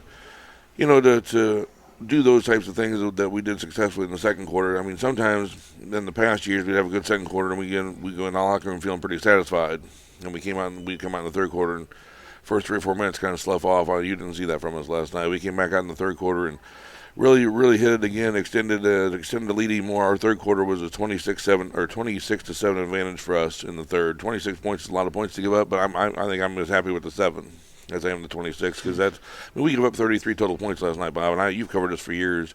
We don't do that very often. This team is trying to take pride in both ends of the floor, and not just the offensive end, but also the defensive end. And obviously, we created a lot of havoc last night. And then the fourth quarter, as you guys were there, that was for both teams. It was just kind of a quarter that the subs played, and got some younger kids some time, and which was good too. For both squads. So, kind of played it out, but it was important for the kids that were out there. That's important time for them. So they got some good experience there too. So we were happy with the 66-33 win, and hopefully we can just continue to get better because the kids know they can play better, and we just got to keep going. You give up 33 points, you should win some games, right? Yeah, it's not like we slowed it down to do it either. Right. Mm-hmm. That's the whole thing. It's not like we stalled or anything like that. We played basketball, and our defense was just pretty good for a change, and hopefully we keep getting better at it. Tell us who played well. Well, yeah, we had a few guys. I mean, obviously, when you win that big, I think you got a lot of guys that play well. But Cam Webster, sophomore for us, led us with 20 points. Obviously looking like he's going to step out of the shell that he was in last year, and as a freshman, and that's understandable. But obviously playing with a very aggressive edge to him now, and he definitely had a good game. I also did the stats today and had him for 7 assists as well. So 20 points and 7 assists, you're probably talking about 40 points, almost 40 points that he, 35 to 40 points that he's accounted for in some form or fashion. So, real good game from him overall, especially for a sophomore if he keeps doing that. And the thing about him is if he keeps being aggressive, that opens the floor up for senior Nick Mikosh, who had 16 points last night, and just makes his life a lot easier. Nick also had 8 rebounds to go with that. We had a couple other guys score almost double figures. We had Hayden Days, a 6'7" kid, had 9 points. Didn't play at all. I mean, the 3 guys I just mentioned didn't play a second in the fourth quarter. Mm-hmm. So, they all could have added to that point total if they just stayed in there. But Hayden had 9, hit a 3-pointer, showed he's got some range. So that was a good thing for him. And Luke Andre also had 9 points for us. And I think Luke came away with like 6 steals as well. He was the point man on our 1-3-1 a lot of the night. He is really quick and really long, so he gets a lot of tips, and then he's usually the first to the ball when it's a loose ball. So he had 9 points and 6 steals, so played real well. And, I mean, obviously everybody that came in there made some good big contributions either on the defensive end or the offensive end. So it was kind of a group effort. Webster was impressive for me as a sophomore.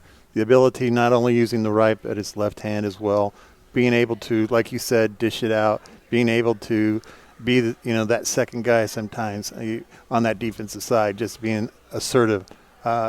Is this something that you've been waiting to see for a while from him? And did he do this as an 8th grader? Very much something we've been waiting to see. As an 8th grader, he averaged about 30 points a game in middle school, and we move him up as a freshman because he's that talented. So last year he started for us as a freshman because he's a really talented player, and.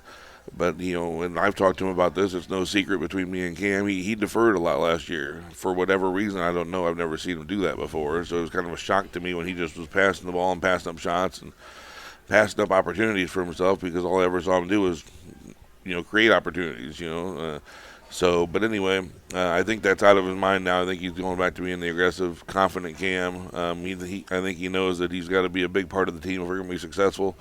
I think last year there was a part of him that was just happy being on the varsity. I don't think that's with him anymore. I think he wants to do more than just be on the varsity. So But yeah, very impressive opening night. I hope he keeps the mentality because he can put the ball in the basket in a lot of ways.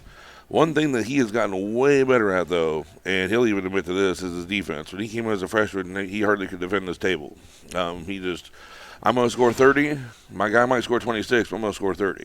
And that was, like at the varsity level, it just don't work that way, especially for a younger kid where things are way tougher. So he has improved so much on the defensive end, and he continues to bust it every day in practice. We came back today to practice and defensive drills. He's all over it. So, but I think he knows if he wants to play at the next level, that's what coaches look at. You got to be able to defend if you want to play at the next level, and I know he wants to do that. So that's where his mind's at, and he really helped us out last night, and I hope he continues that same mindset. What do you take away from last night's game, positive and negative?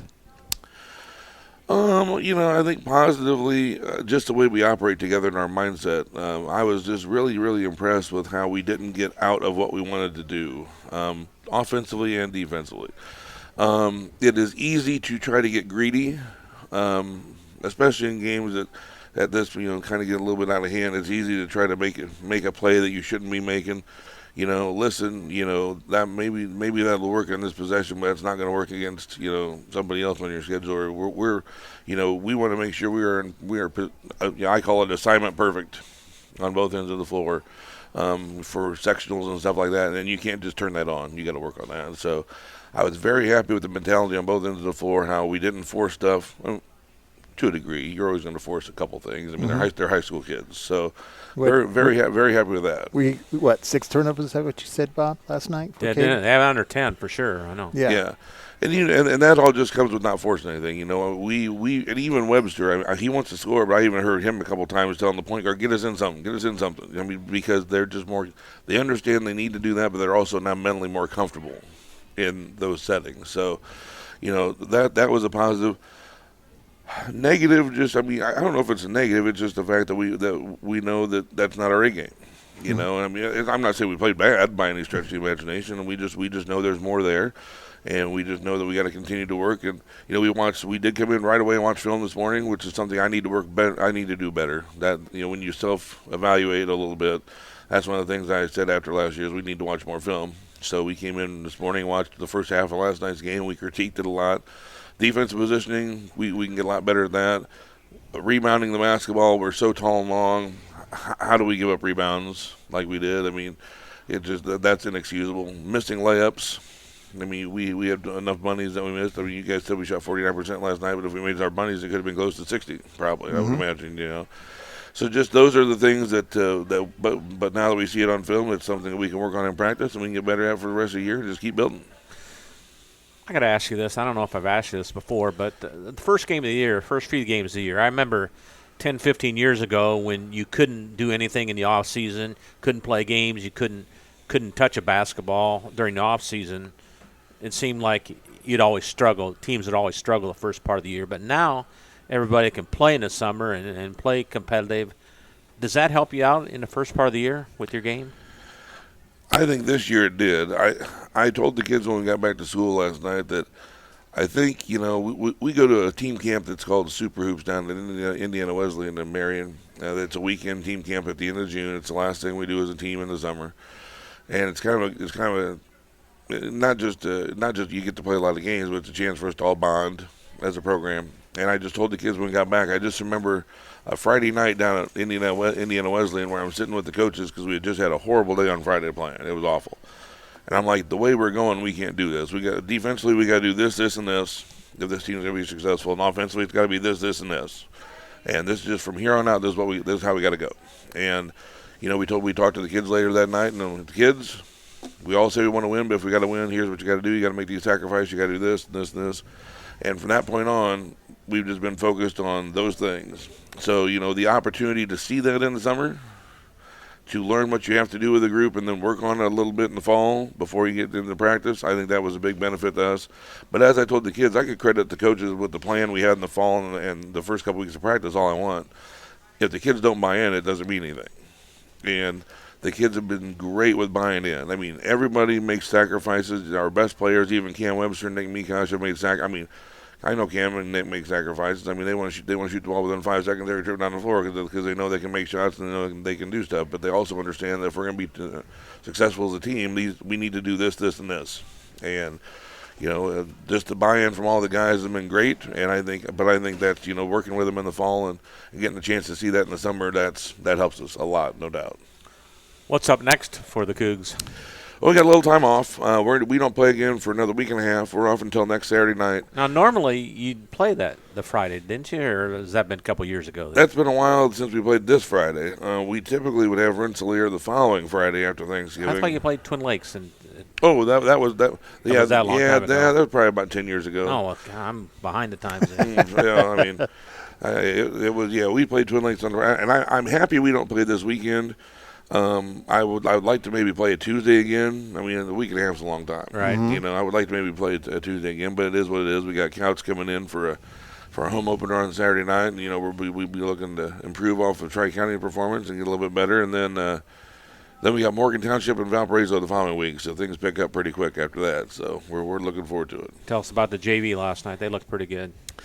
Yeah, the JV. I mean, it's not like we got a lot of numbers there. We got about 8 full-time JV guys, but they're all pretty solid. We got length at that level too. Get a lot of playing time there. Yeah, exactly. And then we got a lot of length there. I mean, we got a couple smaller guards, but after that, they're all long. So, it was a good performance on their part. They missed a ton of bunnies too, but their JV kids sometimes get nervous and rush things up there a little bit. But they had a good second half, and they're going to get better too. And they play against us every day in practice. So if they just keep playing hard against us in practice all the time, that's going to do nothing but get them better. So, but yeah, I was happy with the way they played. I know Coach Walther was as well, and hopefully they can come out against Coache and get another win.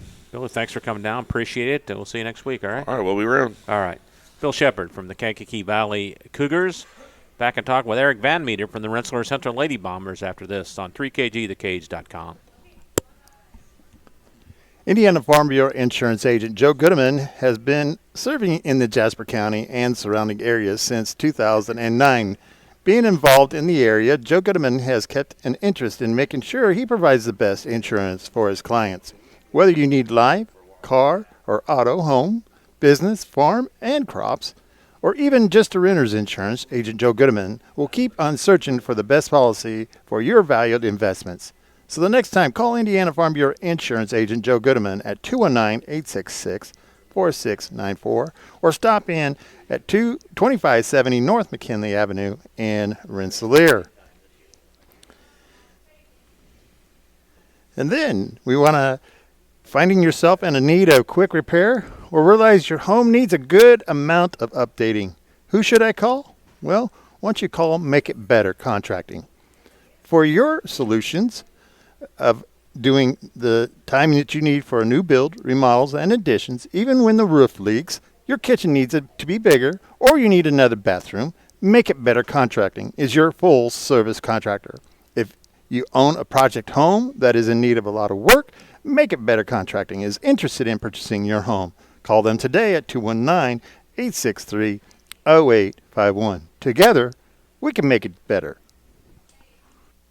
You're listening to The Coach's Cage, presented by the Hamstra Group. All right, Bob Kurtz, Jeff Gastineau, Scotty Miller are ready to wrap things up here with our final coach of the night. It's the pinch hitter tonight, Eric Van Meter from the Rensselaer Central Lady Bombers, pinch hitting for Wes Radke, who's on assignment again, I guess. Right, Coach? Yeah, I think he's making pies for tomorrow. See, I knew it. You wouldn't want to eat it, I'm sure. Oh, really? No. His pies are pretty bad. Well, no, I know his wife's pies are really good. There you go. Yeah. Oh, Eric, how you doing? Good. How are you guys? Good to see you. So Wes threatened me. He said he's going to be watching tonight, so I got to be on my best behavior. So okay. So usually we kid around a lot, but we're going to be serious tonight. But we got a lot to talk about, Eric. Man, holy cow. Rensselaer's Lady Bombers have played 8 games already this year. 9. 9? Yeah. Oh, that's right. Played last night, Yeah, too. we played last night. So I think our schedule is 22 games throughout the season. We've played 9 already. Yeah. So it's been almost halfway through. Yeah, it's nuts. But we had the opportunity to play in the IU Hoops Classic. Yes. And that was a good deal for us. We played some teams that, 3, 4, 5A schools. And, we went down there and held our own and figured out what we need to work on. and went from there. So I thought it was a good experience for us, and I think going forward, hopefully we continue to be in it, and we can make a little bit better of a stride than what we did this year. This year we finished, I think it was 6th place is what we ended up. Well, tell us briefly about each of those games last week.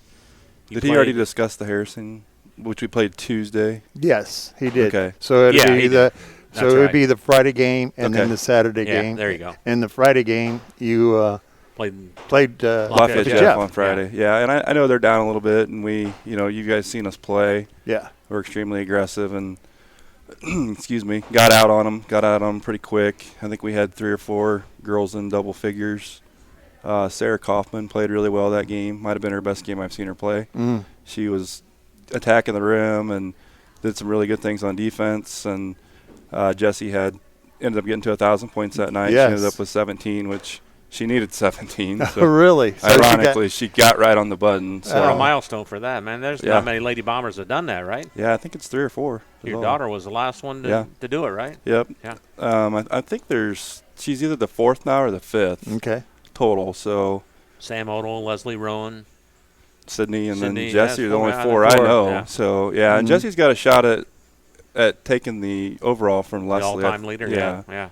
Is it Leslie that has it? Yes. I think so. Leslie Yeah. Rowan, yeah. I don't know. I've heard Jeff Marlowe, I think, said it was like 11 something, but I'm pretty sure it's in the 12s. Okay. Is what I heard, but I don't know. I don't know exactly. But You think Jessie has a chance to get that 12? Oh, absolutely, I do. Yeah, Mhm. I think she does. She's on to a good start to the year as long as she stays healthy. Knock on wood. Sure. And we keep playing the way we've been playing. I think she can get there. I really do. So who else played well for you in that game? Go ahead. In that game, Jessie had 17. I think You said Sarah. Sarah played well. Morgan was in double figures. I don't know if Taylor was or not. I don't think Avery was, but we had, and Abby Ayler was. So I think we had 4 or 5 in double figures, or if they weren't, they were knocking on the door of 8 or 9 or something in that range. Good balance then. Oh, yeah. And it's kind of been that way all year for us, which is what we need. Sure, absolutely. So, and then you played Saturday against West Lafayette, right? Yeah, I don't really want to talk about that one a whole lot, but we got called for a lot of fouls that night. No. That's all I'm going to say. So Okay. we got called for a lot of fouls that Sure. night. And we are an aggressive team. We do foul, which ironically, on Tuesday when we played Harrison, they let that game get pretty ugly.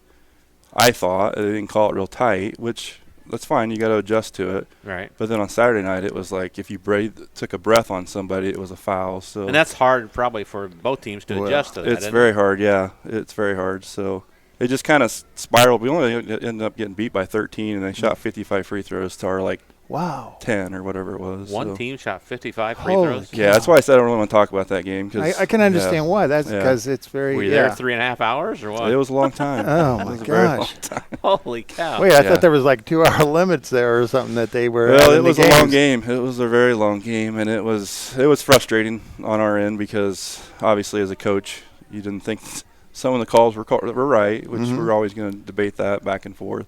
But we do foul too much, and that's one of the things that we're trying to work through. But the style we play, it's just inevitable that's going to happen. We just got to bring that down to where it's manageable, and we don't have an issue. I think we had 5 girls foul out that night. Yeah, it was entertaining. Yeah. And then last night you played North White? Yeah, North White. They came in. I know. I think Brian's missing 3 girls now. We didn't know it. We were prepared for the con girl and I can't think of their girl's name. Yeah, he said he had 2 starters out. Yeah, he had 2 starters plus his daughter, which Yeah. we knew her. We knew she was out, but we had prepared to have Con and is it Annis? Yeah. Yes, girl. yes. We didn't know those 2 were out, so we were prepared for, having them in there, and then they ended up not being in there. So we knew after that point it was like we're just going to run them. We're going to run, and we're going to put pressure on them and hopefully get them to shoot quick, and they did, and we were able to get the rebounds and go on from there. But Jessie had, I think, led us to 15. Morgan had 14, I think. Taylor had 12. I'm trying to remember this, so I might be off by a little bit. And then Avery Kane had like 12 or 13 rebounds. Wow. She rebounded the ball like crazy. Wow. And then Abby Ayler was right there at 8 or 9 points again. So once again, we had 3 in double figures for sure. And then a couple more knocking on the door, which are, we've all year we've kind of been that way, which is what we need to be. And we kind of knew going into this year that we had a good opportunity to have a lot of balance in what we do, and it's worked out so far so well. So you played, what, 9 games you said? Yeah, we're 7-2 right now. What assess the first 9 games? Where you thought you should be, or ahead of the pace, behind it? I personally think that we're behind a little bit where we need to be, and I say that just because I want perfection, and we're not there, which it's good to not be there right now, but there's some things that we still need to work on. We're still missing too many free throws, which we're actually shooting better as a team this year than we have in a long time, but I think we're in the 60s, somewhere in there, but, you'd rather be in the 80s, obviously, but you'll take 75. Yeah, I'd take 70, honestly. Yeah. And there's been some games we've shot that, and we've shot well, but we're missing too many layups still, and we're fouling too much, and that's something that. How do you correct that? The foul situation, it depends every night. I mean, the style that we play, it's aggressive. It's very aggressive, and it depends on which set of officials you get and what style they're going to call, and then if we adjust in time. And I thought last night they adjusted well when we played North White. We started out, I think, with 3 fouls right away, and then we kind of backed off and was a normal ball game from that point. Sure. Thank God, because it's been a struggle with some of them. Because you look at them and you're like, well, she's got 2, she's got 1, so it's and frustrating. At halftime, you're on that borderline of a lot. Okay, what do I do? Yeah, absolutely. But fortunately, we're very deep on our bench this year. This is the deepest we've probably been. I think we can go 8 or 9 deep if we need to, even 10. We've got some JV kids that have been playing extremely well, and we're not afraid to throw them in if we need to. So surely your schedule slows down a little bit here. Yeah, thank God. We actually gave next. We play next Thursday. Oh, okay. So we got a week off.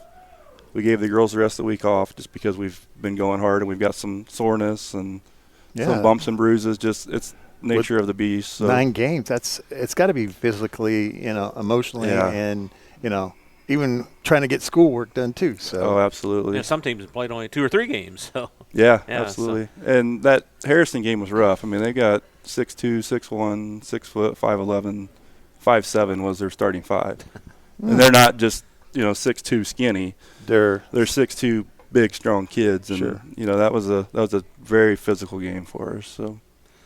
So you've stepped into the JV coach this year. So tell us how the JV's doing. What's their record? And you played in that tournament last week too, right? Correct. It's not an actual tournament for the JV. They play 2 games guaranteed. Okay. They can't play it out because of Saturday there's 4 games, and they don't know how to. Yeah. It's not that they don't know how, but it would be a situation where we could be playing at the same time, and that doesn't work for us because we've got kids that we send both ways. So we just play 2 games on that Tuesday, Friday. We play a game Tuesday, we play a game Friday. They're 7-0 right now, playing really well.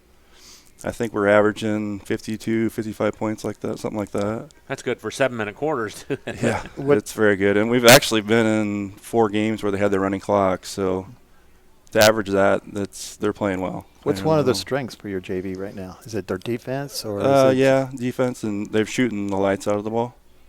I think we're averaging probably 5 to 6 threes a game. How do you?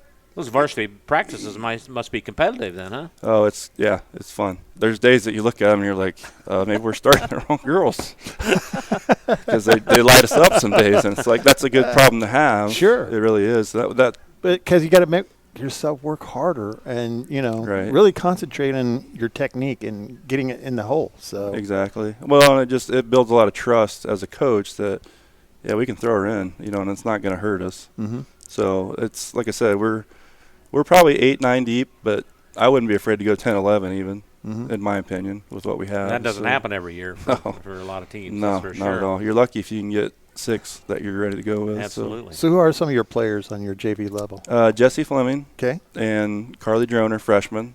And we have Liberty Bate. She's a freshman as well. I'm trying to remember all of them. I know I put you on the spot here. And I'm not very good with names. So of course, numbers though, right? Right. Yeah. They get a lot of nicknames because I can't remember their names. So, well, give us their nicknames, maybe. Bailey Ratke, she's a sophomore, coach's daughter, and then we have Cadence Mans. Okay. Amanda coaches with us as well. Yeah.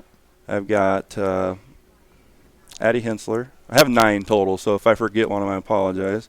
Macy bring up the Kellner. roster for you here. Yeah, exactly. Macy, she's actually working right behind us tonight. Sure. She's one of our players. And then Robin Philpott. Okay. And if I forgot anybody, I apologize. There you go. All right. Well, you did pretty good there, considering, we know that, I don't know if Wes would have been able to do all that. Well, he always has his book right there, cheats. so he cheats off his book. Yeah. I could have brought my JV book, and I got it in the car. Yeah. Eric, thanks for coming over. Appreciate it. Yeah, thank you very guys. much. You guys have a good Thanksgiving. All right, you too. Likewise. Thank you. Eric Van Meter from the Rensselaer Center Lady Bombers back to wrap things up on the Coach's Cage on 3KG right after this. High-quality personalized dental service is what they do at Hillcrest Dental. For over 40 years, generations have relied on Hillcrest Dental for beautiful, healthy smiles. Dr. John Ayler and Dr. Jack Drone look forward to seeing you for your next dental visit. For information or to set your appointment, call 219-866-7117. That's 219-866-7117 or visit hillcrestdental.net. Hillcrest Dental is a proud sponsor of all high school athletics. Working with our customers has been Kentland Bank's trademark for 87 years. We're dedicated to making your visit a lasting one, and helping you achieve your goals is our #1 priority. With 5 locations, Kentland Bank offers all loans needed for today's businesses and families, including car loans, mortgages, agriculture, and commercial loans. We're here to make your busy life less hectic by offering online and mobile banking, bill pay, and P2P payments. Member FDIC and equal housing lender. Finding that missing shin guard. Remembering whether it's a home or away game. Getting the right kid to the right playing field on the right day. Why are simple things sometimes so complicated? Thankfully, with auto owners, insurance doesn't have to be one of them. We work with independent agents who keep insurance simple so you can worry about more important things. Like not being that fan. Oh, come on, ref! That's simple human sense. Conrad Agency in Fowler and Brook. Call 765-884-0530. You're listening to The Coach's Cage, presented by the Hamstra Group.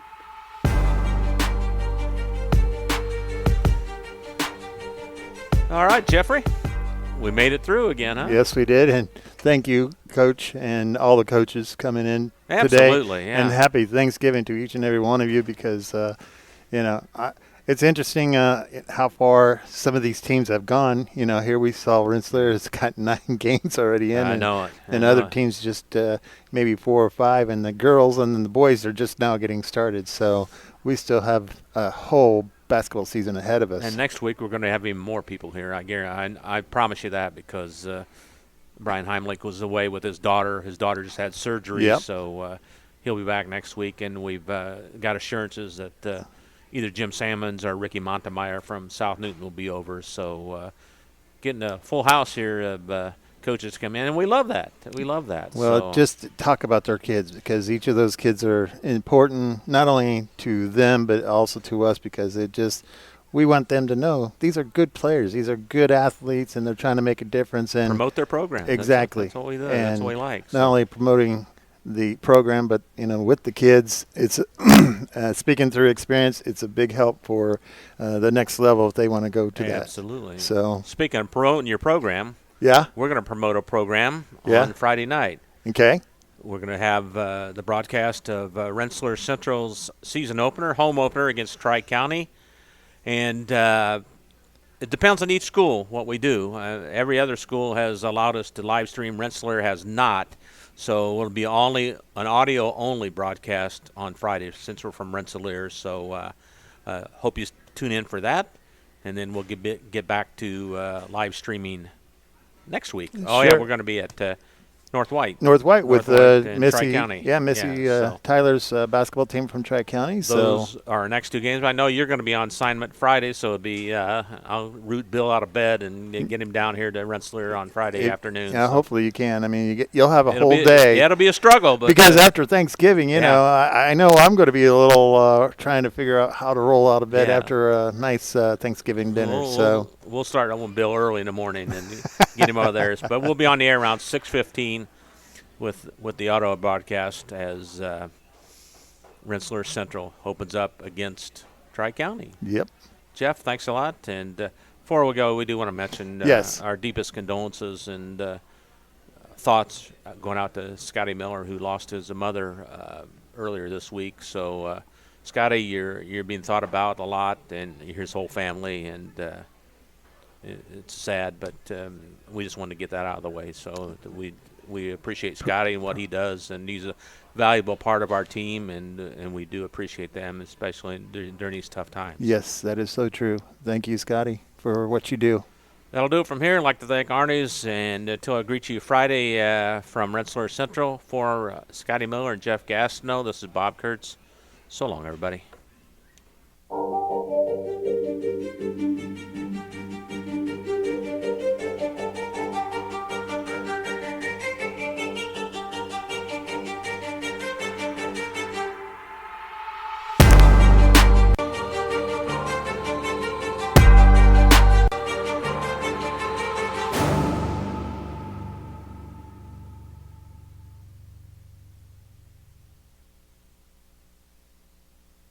The proceeding was a presentation of 3KG Community Broadcasting.